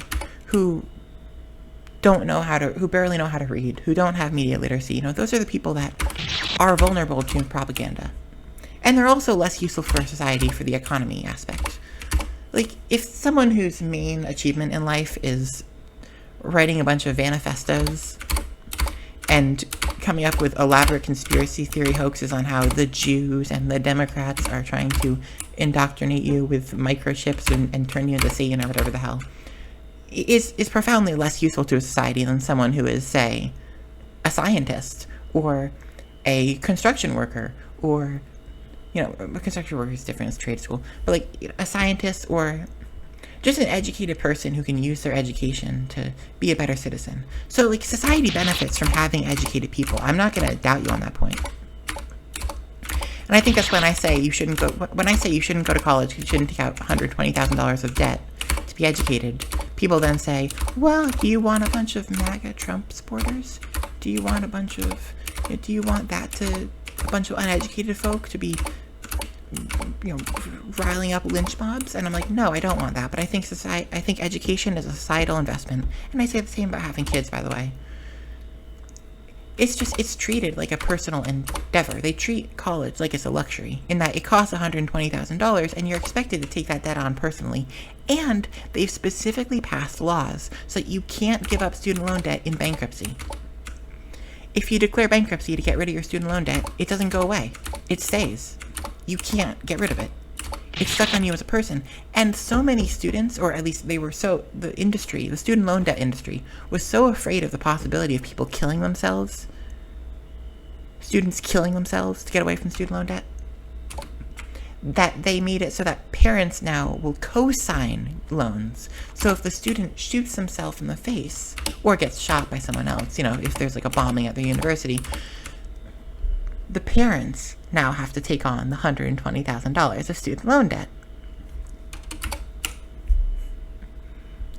And while it might be like karma, semi-karma for parents who pressure their kids into taking on student loans that the kids aren't comfortable with,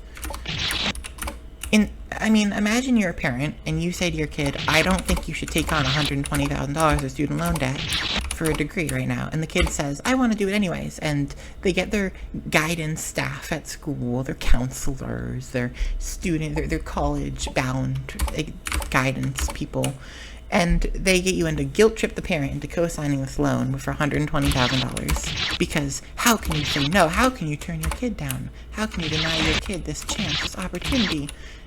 College is a very important step in independence. And the kid goes to college, and then the kid's at a bar party or something, and someone gets out of hand and smashes the kid over the head with a glass bottle and kills your kid, or your kid chokes on their own vomit because they get drunk, and now your kid's dead.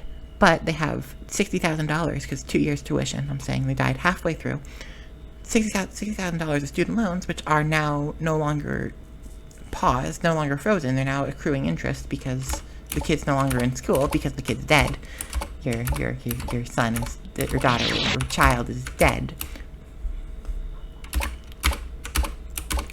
And, now the parent who was guilt-tripped by their school into doing this investment, because it's an investment for your child, and how can you hold your child back? Are any of those people going to be paying off the $60,000 of debt? No, of course not. So now it's the parents that have to pay off $60,000. But they don't have $60,000 to pour into a student loan fund, because if they had that money, they wouldn't have taken out the loan. The kid wouldn't have taken out the loan in the first place. By the way, student loan program was originally intended to be a grant, but instead, Republicans wanted to make it a tax credit. Democrats wanted to make it a grant. So I'll give Democrats credit because they hadn't gone the third way path yet under Bill Clinton and everyone after. Democrats wanted to make this the government would pay for your college, which seems like a basic it seems like a granted. It's something you take for granted, right? If education is a societal-wide investment, which it is, then why don't you pay for the kids to go to college? The kids have to do the work. The kids have to go to class. The kids have to get their degree. They have to write the papers. They have to, then they have the degree and they have to do something with it. All of that's the same. But you're also making the kids pay for it. You're making the kids pay for college. Now, I as a person who has quite a lot of mental issues, I'm not going to promise that I will go to college if it was paid for by the government or anything. I actually don't think I'm going to live until 2026, let alone 2028. But I'm still alive now somehow. I thought I was going to die in February. Anyways, I would never consider going to college if it wasn't paid for by the government. I'd be open to the idea, to the degree that I mentally could handle it, if it was paid for by the government. I'll put it that way. Okay. I mean, the primary reason I didn't go to college was not just... It was a dual... the student loan program plus my own mental issues. And also wanting to spend time on fan games instead. But the only reason that I've ever discouraged anyone else from going to college is because of the student loan issue. I didn't want people getting $120,000 in personal debt for a societal-wide benefit, supposedly. And also, those degrees are not leading to jobs. Every single one of those office jobs that was supposed to be guaranteed if you got a degree, they haven't been guaranteed since the Great Recession, which started in 2008 and has not yet ended. I know George W. Bush said the Great Recession, it started in 2007. George W. Bush said the Great Recession ended in 2008 when he trickled down his money and giving bailouts to banks. Fellas, it did not end in 2008.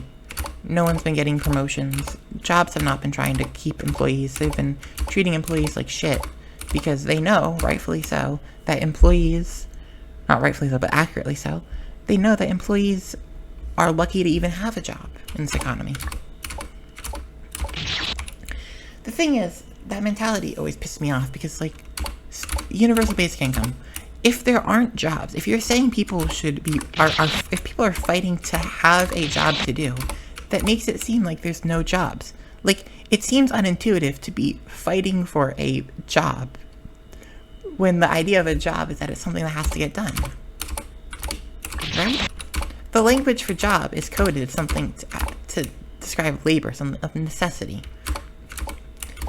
If there's only jobs for 20 million people, why can't we subdivide those jobs and give half a job to 40 million people? Or a quarter of a job to 80 million people? It seems to me ridiculous that people would be competing to have a job. As if a job is something like food that you need to survive. No, you need income. You're fighting for the income from your job. There are no jobs. There's positions that exist because they look good for investors. And investors are really that's the main money transfer now, is investors to companies, to various other companies that then give money back to investors. Big investment firm invests in small startup business. Small startup business pays other businesses to have its operation. See WeWork, see every consultant firm. And those businesses then pay dividends back to investors. But more important than the dividends is that those businesses that are those consultants, those firms used by the startups are themselves seem more successful, and therefore their stock price goes up, and so investors then gain money from the stock price going up. No one really cares about dividends anymore. I mean, look, like, Elon Musk's Tesla has not paid out dividends because they're saving that money to shoot rocket ships to Mars. Yes, that is what Elon Musk has told investors repeatedly with a straight face on a stage. He's jumped around a whole bunch, talked about painting on solar panels, which is just bullshit. It cannot work. It is an incomprehensible concept. And then Elon Musk, after jumping around on stage a whole bunch, says he's never going to give investors anything back because all the money is going to go into his Mars program. Because Elon Musk wants to go to Mars. And Elon Musk is going to go to Mars because he wants to, and that gives him the ability to. Because this is the state of America. There's a whole bunch of investors circle jerking with a bunch of corporate terms. I think the most telling part of how this country has changed me is that the way that I speak has fundamentally changed. Like, I used to be so hesitant to say any sexual language, and now I'm like, yeah, fuck it. They're circle jerking, they're jacking each other off, getting high on their own. You know, it's snorting crack off hookers on their gots. Like, fuck it. I have seen things. I have been changed. I will speak accurately and brutally. Vulgarity.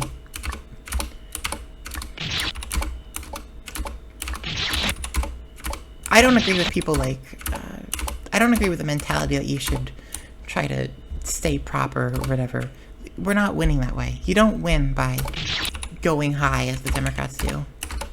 If you continue this go high mentality, you can use all the sweet talking terms and compassion and whatever, but it's abundantly clear based on the outcome of the 2024 election, after I spent years pretty much trying to be an outspoken, positive representation or whatever the hell. It doesn't matter. People will use you, but they will never respect you, and you will still get thrown under the bus.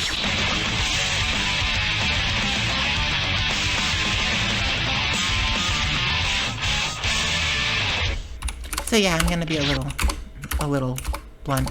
You know who in the fame sphere I'm thinking of? I'm thinking of V-Egg. Egg V. She was so correct. Admittedly, I was of the type that was like, oh, she's a little intense. Let's keep things happy and peaceful in the fame. Oh, she was right. V was right. I owe her. This is my apology to you, V. V, I was fucking wrong. You were 100% correct, as you were right to put all cops are bastards in your Discord signature, which I think, like, Nins and probably myself were like, I don't know, it's a little much for fan games or whatever. Fuck us, we were wrong. And you were 100% right about politics and fan games. I was so fucking stupid. Fuck Texas, I support abortion. That's my favorite line in any fan game. I've had this belief, like, I've laughed at that line for 2 years, but fuck it, no, we need that line. We need that. Laughed affirmatively, and we need fan games like that. We need political fan games. I want to kill Elon Musk. Great fan game. Thank you to Patrick GH3. That line, fuck Texas, I support abortion. 100% correct. I support that. Thank you, V. You were the outspoken pioneer. People should 100%. I wish I was more vocally behind you. I was like silently half behind and quietly like half trying to say the right thing, which seemed right at the time. Fuck everything I said. I think there's a line in the Meta channel that I said under the Random Fan Gamer account, which was like, you shouldn't have, a game about being anti-vaxxers or whatever. Find that line, dig it up, smack it in my face. I deserve it. I was wrong. And Egg V was right. I really, one day I hope to... I'd like to believe that, like, Egg V and I could be close friends. I never talked much to her. Biggest mistake is I now look back and I think Egg V and Mark Anthony were, like, the two outspoken political people I remember. And I never talked to either of them, and I fucking wish I did. That's my apology to you, Egg V. I should have been outspoken support. I should stand you. I should have stand you like I stand Maya Arson Crimeo now. Did I Crimeo? Why did I pronounce it that way? It's Maya Arson Crimeo. Crime, like criminal activity, but crime. I mean, okay, Crimeo, but it's not. It's crime, Mew. Maya Arson Crimeo. I love Maya. Maya Arson Crimeo is one of the top people in the world right now. Ever. I'd say it's very safely one of the top 10 people one of the top 10 activists.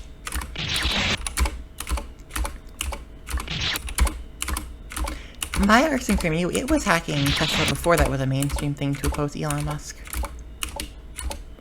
And it exposed the working conditions at Tesla, Maya's hacking efforts.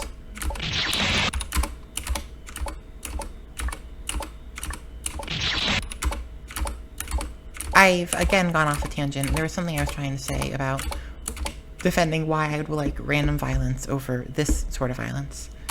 Okay, so moving on to that point. Oh, I remember hearing that. I remember reading that in the I Wanna community years ago. Although I do think we should, instead of trying to just trigger the alt-right, which is awesome, and you can do that by all means, but the first priority should be supporting the leftists, supporting leftist causes.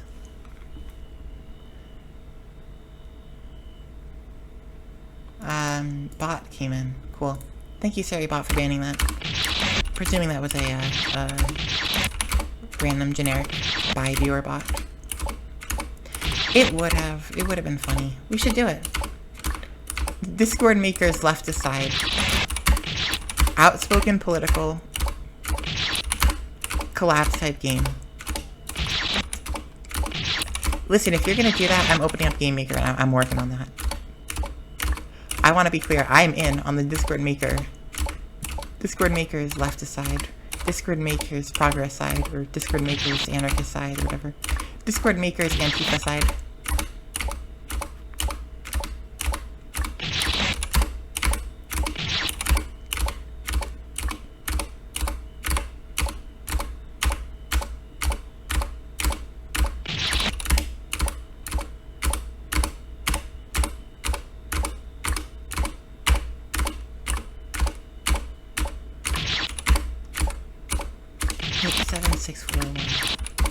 As game developers, we have the power to... I went off topic again, but I'm going to go down this tangent, because I want to say this again. As game developers, you can make the most engaging, most influential art form. I know everyone looks at video games in the art world as like, with a little bit of scorn, perhaps because the art community has always hated the new type of art. It's just a part of the art community. Because to be an artist, you have to challenge the norm. You have to challenge the system you're in, and that always attracts the ire of those who run that system, of those who are at the top of their game. The top Catholic artists, when Leonardo da Vinci comes in with his painting of sunflowers. What do you mean? This isn't a portrait and it isn't a painting of Christianity. Why would you make this? This isn't from the Bible, it's sunflowers. Da Vinci's like, I like sunflowers, fuck you, I'm drawing my art. Putting off my ear out of depression.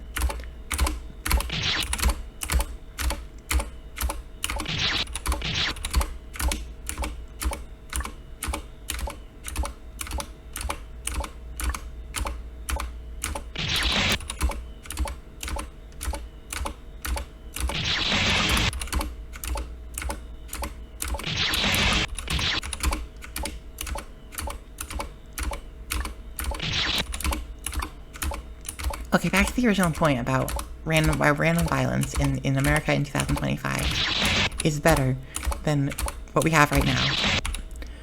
By advocating for pacifism above all, and emotional regularity, and calm, and inner peace, and hope, and imagining nature, and going out in nature.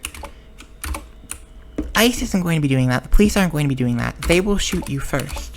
The question is, do you want to let the bigots and the violent people have a monopoly on violence? Are you going to give them a monopoly on violence? And this is one of those paradoxes where you might think, oh, but if I shoot them, I'm just as bad. But this isn't a Batman movie, and Batman is not a moral icon. I don't think the lesson from the Batman series is that you should be a pacifist at all costs. I think this is a character flaw of that character.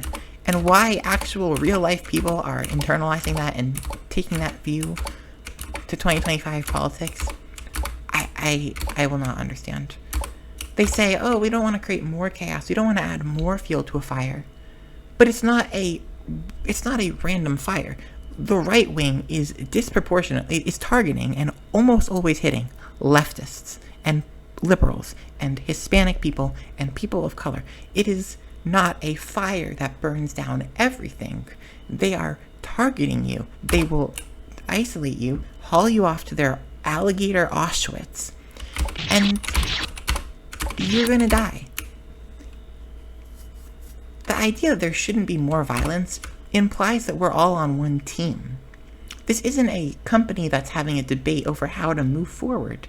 This is a civil war, and it is taking place, and one side is almost unanimously refusing to acknowledge that it's a war.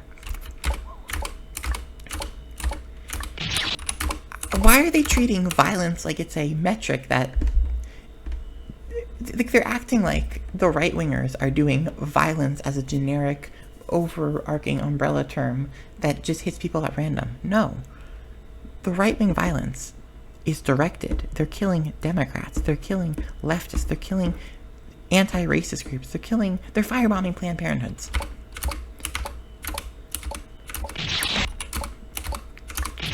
If you stand... The alternative to the progressive, let's say 67% of America, who's opposed to this, standing by and doing nothing, is that progressive 67% becomes a progressive 62%, and the alt-right just gets more riled up. And this is the thing with when they talk about guns, and they say, oh, you shouldn't have guns. Guns just add more violence to a situation. If I'm getting chased by 5 Klansmen, I'm not going to beat up 5 Klansmen, okay? They're probably stronger than me, almost certainly stronger than me. And you're not going to win a fist fight against 5 people as one person. But if I have a gun, even if they have a gun, I have a chance. I'm never going to beat up 5 people because I'm not an action movie hero. But I could, upon being approached by 5 masked figures, I could pull out my gun and shoot one. And then what's going to happen is the people that are coming from a place, the people who are acting from a place of rage, because they're driven by emotions of rage, and their rage is going to get replaced with fear when they see their teammate get hit in the chest, blood spurting out of the front of him, and fall to the ground. Or maybe I hit him in the head, but I'd aim for the chest and for the stomach, actually, because it's easiest to hit something. You just have to hit something, and they're going to fall down. This isn't like Hollywood where they pull out a gun and, like, as they're falling, they shoot me again, and we both fall to the ground, dramatically splattered across the pavement. And then some person comes in with a compromise sign and says, see, violence is never the answer. The Sandy Hook Project. You know, this is real life. They're going to get hit with a bullet, and the impact of a rocket-propelled metal fragment hitting them and embedding itself in their chest is going to send them flying to the ground. Maybe they'll hit their teammate behind them, their Klansman, their clanmate, in the shin. Or maybe the other people will just see, let's say 3 of the 4, see their friend get shot down to the ground and start bleeding and moaning in agony, and they run. And the 4th one, I'm going to shoot him too. And you know what? Even if I get shot, I pull out a gun and I shoot one Klansman. The other 4 pull out guns and shoot me back. I'm dead. One Klansman is dead. I traded 1 for 1 in Town of Salem terms. I was the bodyguard. And by Klansmen, let's say ICE agents too. You know, whatever it is. Skinheads, ICE. In that scenario, I've killed an ICE agent. Or I've killed a police officer. Versus, if I don't have a gun, and they curb stomp my head into the ground, then I've died, and those 5 people are still 5 people capable of walking around and killing other people.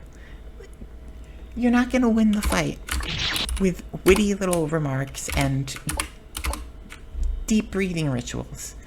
This isn't an illusion. This isn't the Hat Man that you get when you take too much Benadryl. This isn't a bad trip.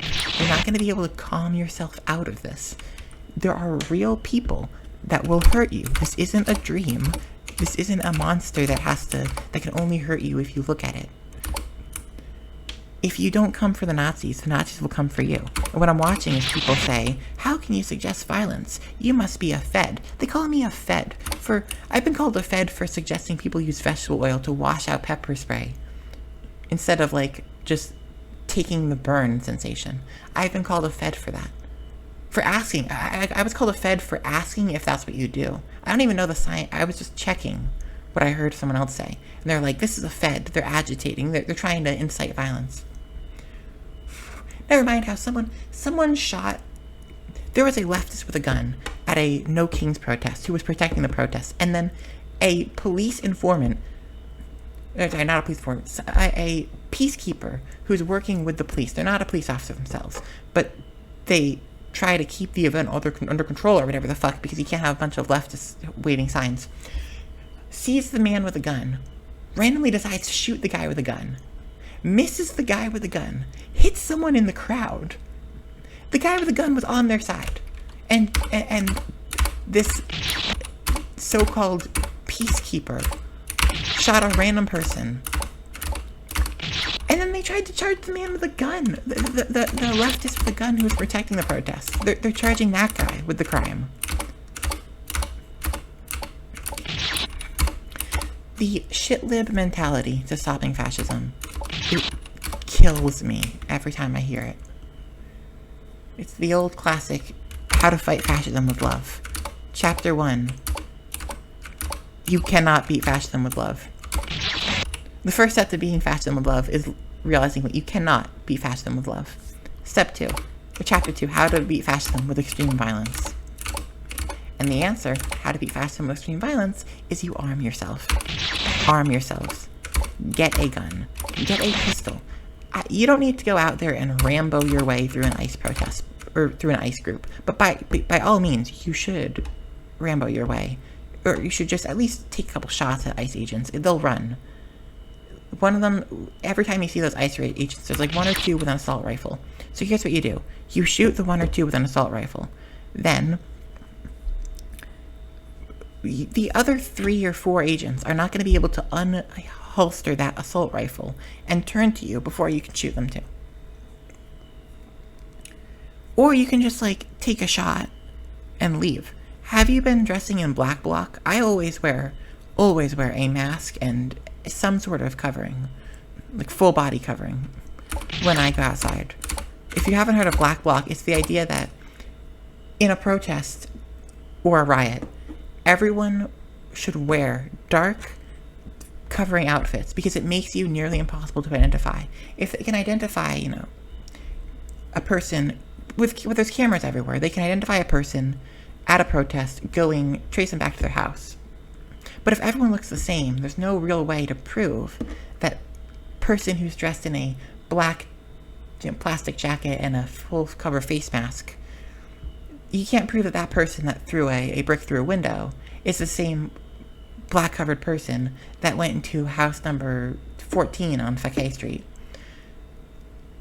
Because that person looks like the same individual went into house 21 on Fakay Street, and there's only one person that threw a brick. Black bloc, you should be dressing in black bloc anywhere you go right now. And I already identified, I've mapped out my area. If anyone comes in dressed in black bloc, I'm going to give them whatever, I'm going to wave them off into a forest, give them my outfit, take their outfit, and walk back into my apartment. My motel room. Just some things like that to throw off the trail.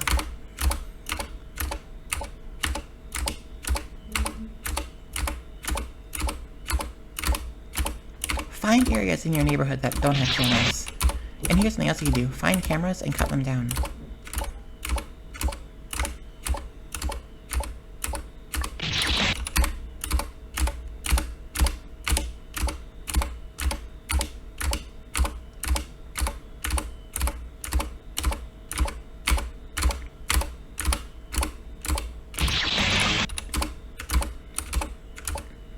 If there's one thing we've seen from the war in Iraq, the war in Afghanistan, the Vietnam War, U.S. troops, be it police that are militarized, ICE agents that are just squads of Navy SEALs, or the actual U.S. military, they cannot be an occupying force.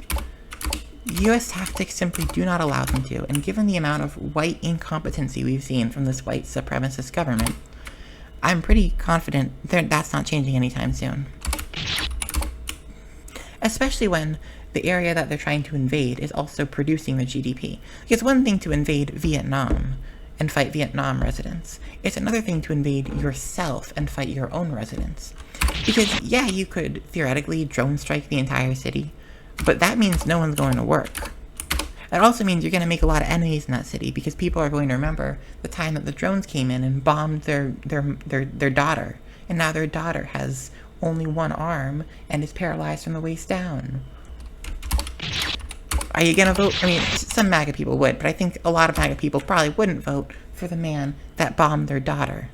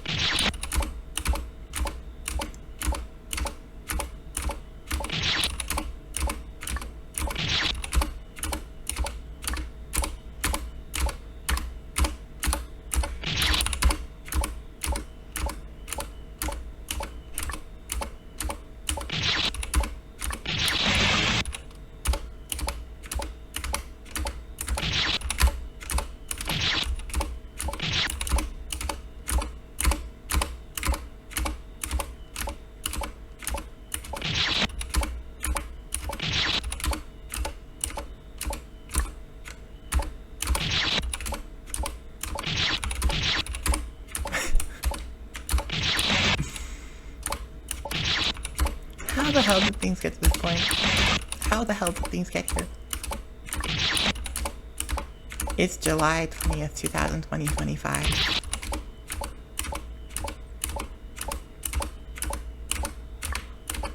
Wow, have things really changed in the last 3 years?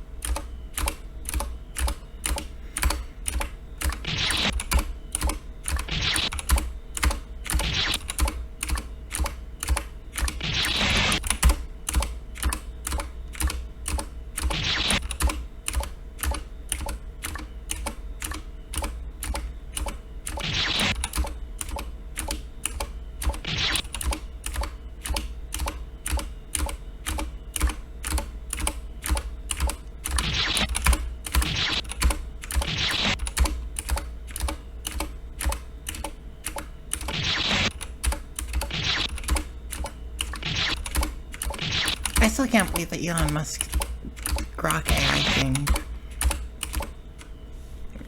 made a persona of a red panda. Hey, what's up?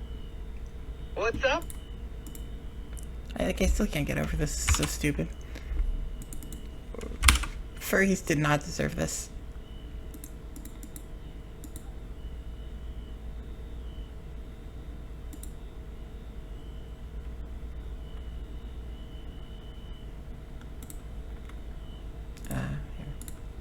Hi, dipshit.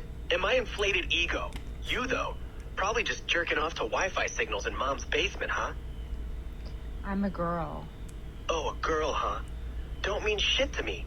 Your gender's just another excuse for you to cry when I roast your ass, princess. Why are you so mean? Mean? I'm a visionary, you whiny twat. Your sad face can't handle my epic, shit-slinging grandeur. Cry harder. It fuels my chaos.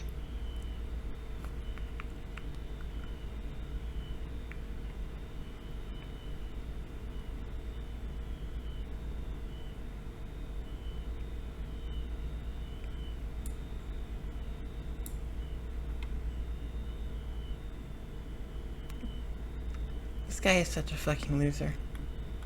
Elon Musk is such a fucking loser.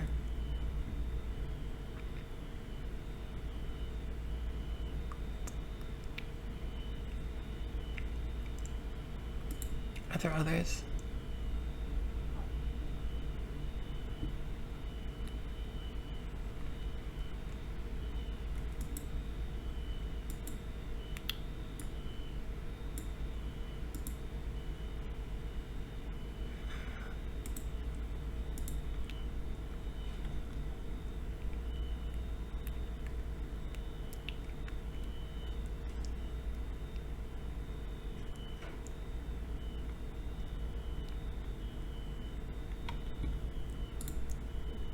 Remember when Mark Zuckerberg said that people need 15 friends?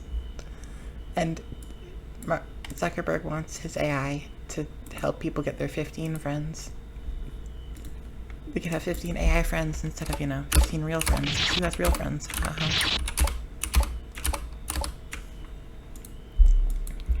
Something so sad about this. Maybe I'm just an asshole contrarian. Maybe that's what it is. I'm the contrarian Jerry. Because, years ago, I would have been pissed at people who laughed at those who, make fun of... If someone made fun of someone who had a Dakimakura pillow, or, even someone who was using character AI, I'd say you're an ass for making fun of that. But I'm seeing these Silicon Valley executives. It doesn't feel right to me to hear them saying... it's not so much it's not so much that people are saying this, it's that Silicon Valley is just, they're not good news. It's like if you hear a white supremacist saying something, I'm immediately, even if I would have agreed with what you said there, I'm not comfortable with you saying that right now. And Silicon Valley is actually just a bunch of Nazis. And I say Nazis because they're eugenicists, they're fascists, and they're bigots. Which, to me, is what makes you a Nazi. Nothing is more Nazi than that. I mean, not Nazi as in, Hitler-type fascists. Not literally the National Socialist Party of Germany in the 1930s. I'm not expecting you to be waving swastikas. America First flags is quite enough. Or pins or hats.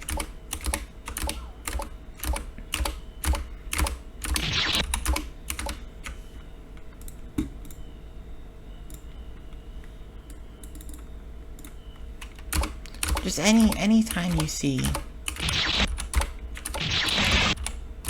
Silicon Valley get involved in something, it always is worse. I like the idea of food delivery. But DoorDash, it's exploitative food delivery. I would rather have an app that pays people a steady wage for them to chauffeur your food around. It would be nice. I've used DoorDash in the past and some other services, and I don't feel good about using it now because of how the drivers are treated and the fact their tips are being siphoned.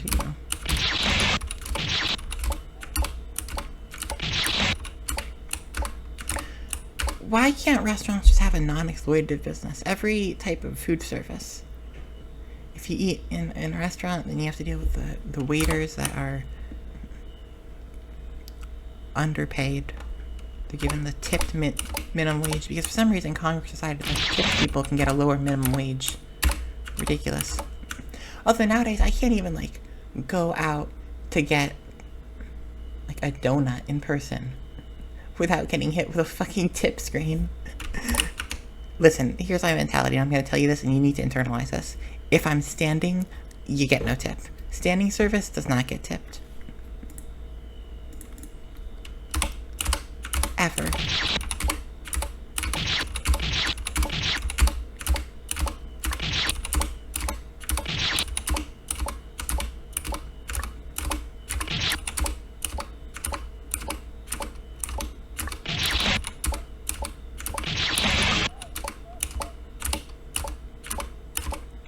I will take this tablet, I will type in no tip, look you right in the eye when I do it. You do not get a tip for handing me a donut. You shouldn't want to, as an employee, you shouldn't want to get tipped for that, because what's going to happen, the role collectively shouldn't want to get tipped for that, because then that just makes it a tipped position, and therefore they can pay you less. And so when people decide to stop tipping you, now you're not even getting the $7.50 an hour. You're getting your like whatever $5 or $4.50 an hour, whatever the tip minimum wage is. By the way, how the hell does the United States of America still pay people $7.50 an hour?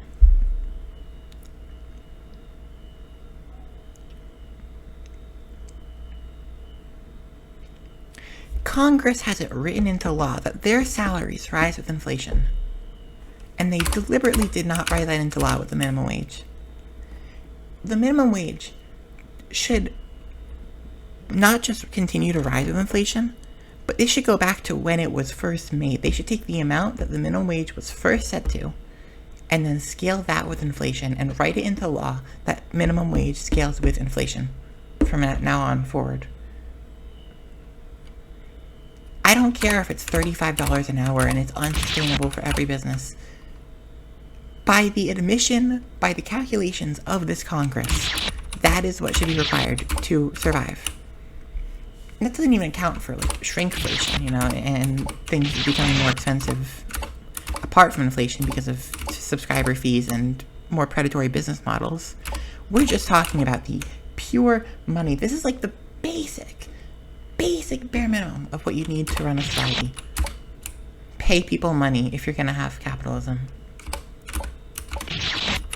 You complain about people like me who call for socialism, but then you also won't ensure that we get paid. And then someone will spout things like, oh, the free market. But then you have population. The population is going to have to shrink itself, except that's never pretty. Human population control is never pretty, because that either means people dying on the streets homeless, or people starving to death, or people killing each other, or dying, or being put in prison for being homeless. It is never pretty. The prettiest type of human population decline is people not having kids. But then the Republicans who are preaching this free market bullshit complain that people aren't having kids. Like, you can't have it both ways. You've gone the worst route of human population decline,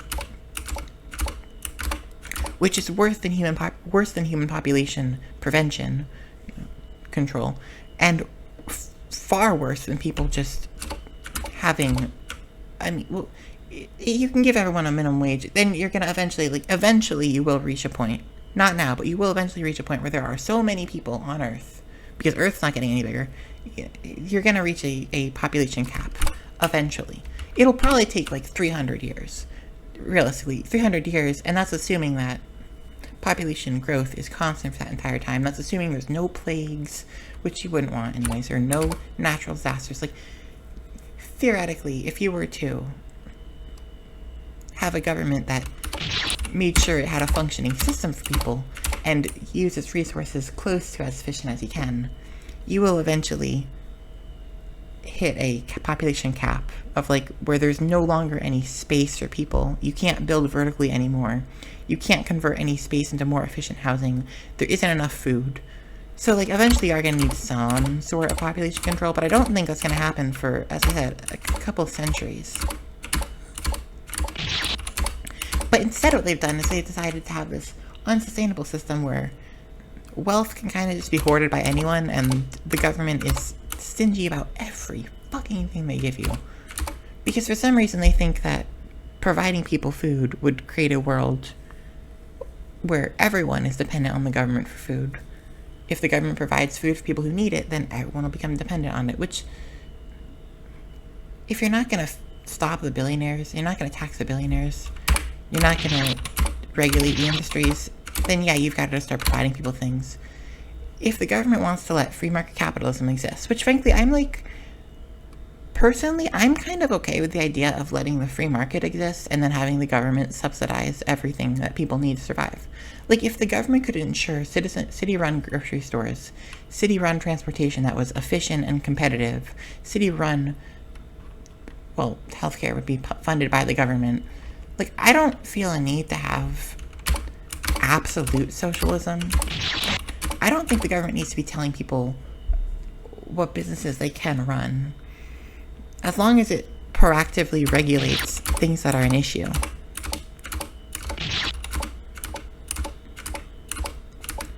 But instead, what we have in America is the worst of both situations. About what I said right there about my worldview, don't fight me over that. I'm slotting into whatever the first leftist movement is that pops up, okay? I'm not gonna fight you on this. I'm just saying, like, that's the limit of where I'd be chill with what I'd consider leftist. If you'll give people food and housing and heat and electricity and internet and water, and you'll give people contracts for things that the free market doesn't think are economically viable, but are still important to society as a whole, yeah, I'm cool with that. I'll be a part of that society. What we have now in America is a system that gives you nothing, demands you follow its laws and rules, very stingy rules on things that don't affect other people even, and acts offended at you for even suggesting culture that is counterintuitive. Like, they give you nothing. They're mad at people for the right wing right now, right? The J.D. Vance evangelical crowd, the Donald Trump MAGA crowd. They hate black people. They hate woke people. They hate people who are gay. They hate people who are trans. They're offended at the idea of couples not having children. They're offended at the idea of birth control and abortion, but they don't really care about the fetus, and it's abundantly clear they don't care about the well-being of any children, because again, they don't want the government feeding kids. They don't want the government housing kids. They don't want the government housing people. They don't want actual services. They want anyone who's undesirable to die. And yet, they also criminalize using drugs in your own body. And this is where I think I started to fracture from, where I first started to become, like, politically jaded. Because I think I have ADHD. And holy fucking shit, can I not get ADHD drugs? I fought. I went on Medicare before the big beautiful bill passed. I talked to professionals, and they didn't want to prescribe me because they have the FDA breathing down the DEA breathing down their ass. The DEA, not the FDA. Drug Enforcement Agency breathing down their neck, forcing them to document and be extra sure and everything. So I just said, fuck it, you know, I'm not going to subject myself to fucking monthly blood tests and drug urine screenings to prove that I'm not a drug addict. Ridiculous. And now you'd wish at that point that I could just use the black market, and I technically can. But as a person who has been traumatized by seeing police, I'm very afraid of getting involved with the law, and I'm sorry, that makes me pathetic and weak and whatever. I'm sorry. Be sure to mock me for that, for how tough-talking, armed, knife-wielding person wouldn't even buy drugs online. Maybe I'd get away with it. I talked to people online and everyone was like, no, don't do that. So then I just didn't do that.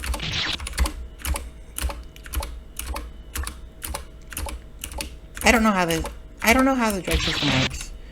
Like, I don't know the trustworthy ways to buy drugs online. I can't find any trustworthy sources because it's against the terms of service of every single social media platform, and people still have the stigma against drug, self-guided drug use.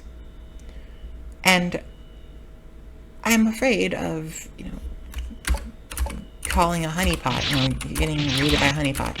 I also don't have my own address, so I'd have to call it to a UPS box most likely, and that's, like, I'm sorry. I feel like I'm walking into a trap. Like I feel like I would be better off just doing nothing and letting the system solve itself. I also gaslit myself into believing that Kamala Harris is going to deregulate ADHD. Deregulate Adderall. Kamala Harris never said she would deregulate Adderall. I just want to make that very clear.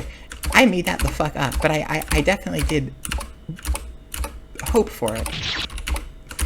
Because I didn't want to believe that Kamala Harris's campaign had absolutely nothing of substance. I was like, surely with the ADHD medication crisis. I mean, my logic was, it's on the news, people are talking about it, it's destroying people's lives, and giving Adderall to people would make the overall country more productive. So, like, from a corporate, purely economical perspective, it should be in the interest of the people. Anyways, yeah, drug laws in this country, ridiculous. The DARE campaign went on for fucking years, and did nothing, and wasted millions of dollars.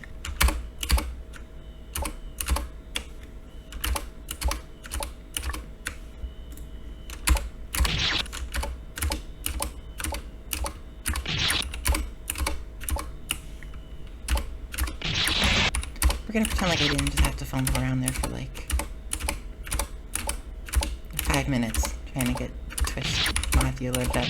It's up now, so don't try anything. I was vulnerable. Oops.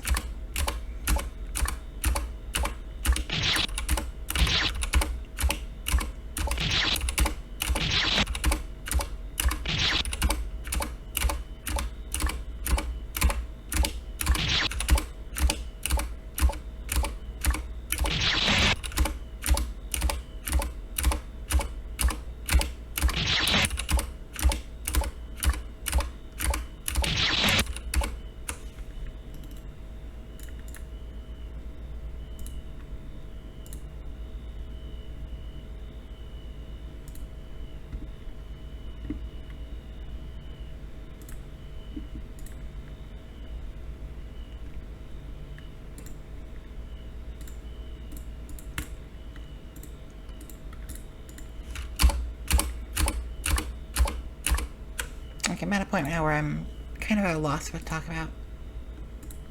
Let me see if I can open up Lemmy and find something of interest. I have not yet checked the news today. I have not yet done that. I pretty much woke up pissed about the Democrats, and instead of rambling myself, decided to ramble into my microphone here. Watching the Democrats proceed to pay $20 million to some consultant on how to talk to men when, you know, Zoran Mamdani has like plus 45 approval rating on all men across the board. Because apparently the problem isn't actually that men are inherently attracted to Trump or anything. It's or that Democrats have some curse that repulses men from them. No, the problem is that men want economic change, just like women. And women were just more afraid of Trump than men. That's what happened. You have to give people something to vote for.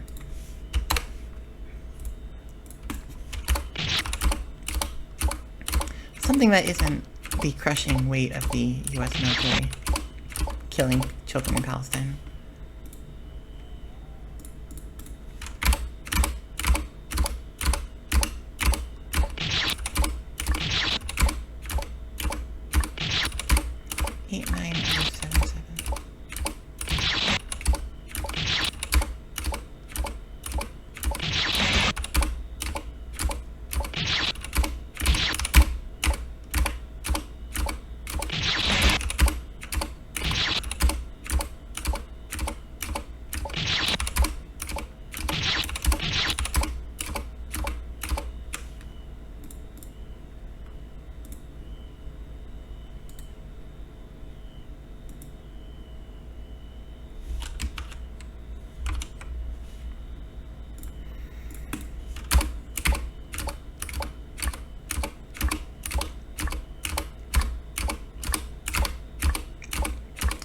As a whole, I've just gotten so, I feel like, antagonistic.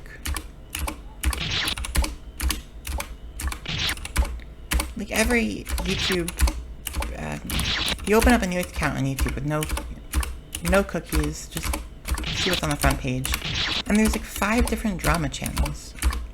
Everything has a clickbait thumbnail now of all the major channels, and it's something some dramatic opening that half alludes to something in the video. I don't know what to say about this. There is criticism of AOC. I can criticize my own politicians that I support. I'm not in a cult. So Marjorie Taylor Greene introduced a bill to cut, I think it was $30 million of funding for Israel. This is good because Israel is inflicting a genocide right now. And so some Democrats, including Ilhan Omar, joined with MTG on this specific bill, which exclusively prevented funding, or cut some funding from Israel. The funding was, and the bill was exactly that. It wasn't just was on the surface. The whole bill, the entire text of the bill, just cut the $30 million of funds for Israel. AOC did not join the, I think, 6 people who voted on that bill, who voted in favor of that bill in the House. And people rightfully are criticizing AOC for that. Now, AOC's argument, and what you can see is right here.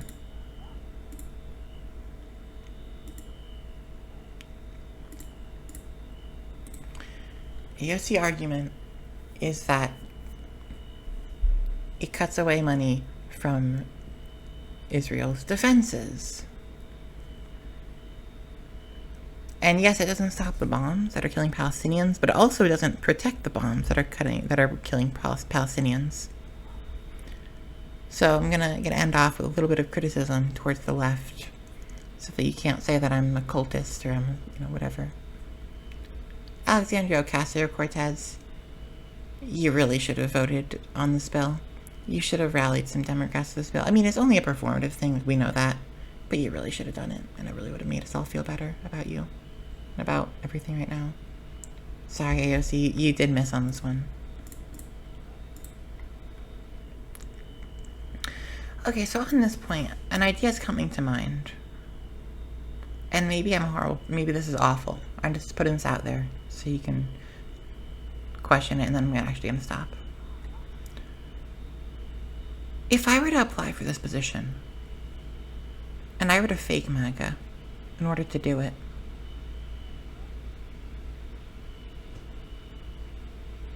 if I were to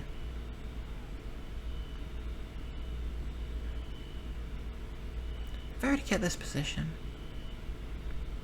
and I were to try to make myself look cis and nationalist, I would have access to Alligator Auschwitz, and I wouldn't even have to break in to get it. Plus, it would give me a shit ton of money, and then I could throw that money at leftist politicians.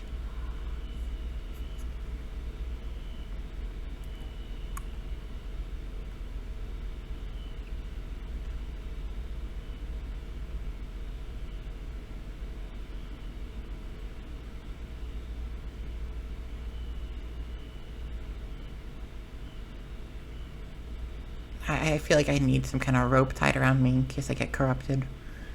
Someone's gotta be able to pull me out. Someone who I trust who's loaded with a phrase I just drop everything, and oh, this sounds like such a bad idea, but I want nothing more than to burn down the camp. Okay, remember what I said earlier about violence? About how we shouldn't give a monopoly on violence to the to MAGA. I guess the same thing could apply here. If I don't take this position, if progressives don't take these positions in concentration camp manager, then you're leaving them open for the ultra-racists.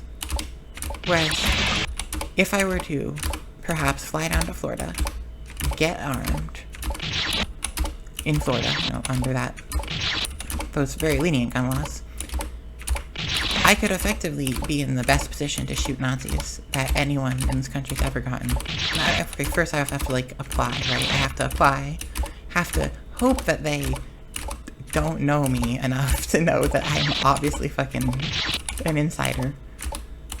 I'll say a bunch of racist shit. Oh god, what if they ask me to say the N-word? Fuck. Is it moral to say the N-word to get a position so you can shoot Nazis?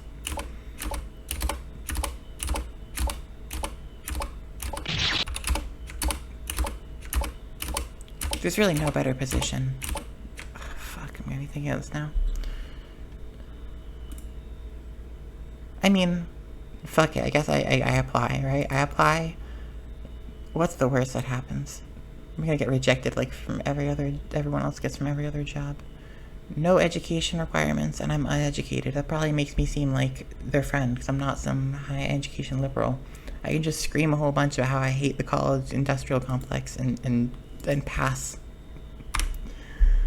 We'll see. You know what? I'll see. Maybe a year and a half from now, I can dream that the banking community will share this clip and be like, oh god, that's the person that blew up and freed all the people, blew up the gates to Alligator Auschwitz. God, you can believe it. I'll leave you off with that. It's a cliffhanger. You've got to tune back in for the next 114514 video to see what happens.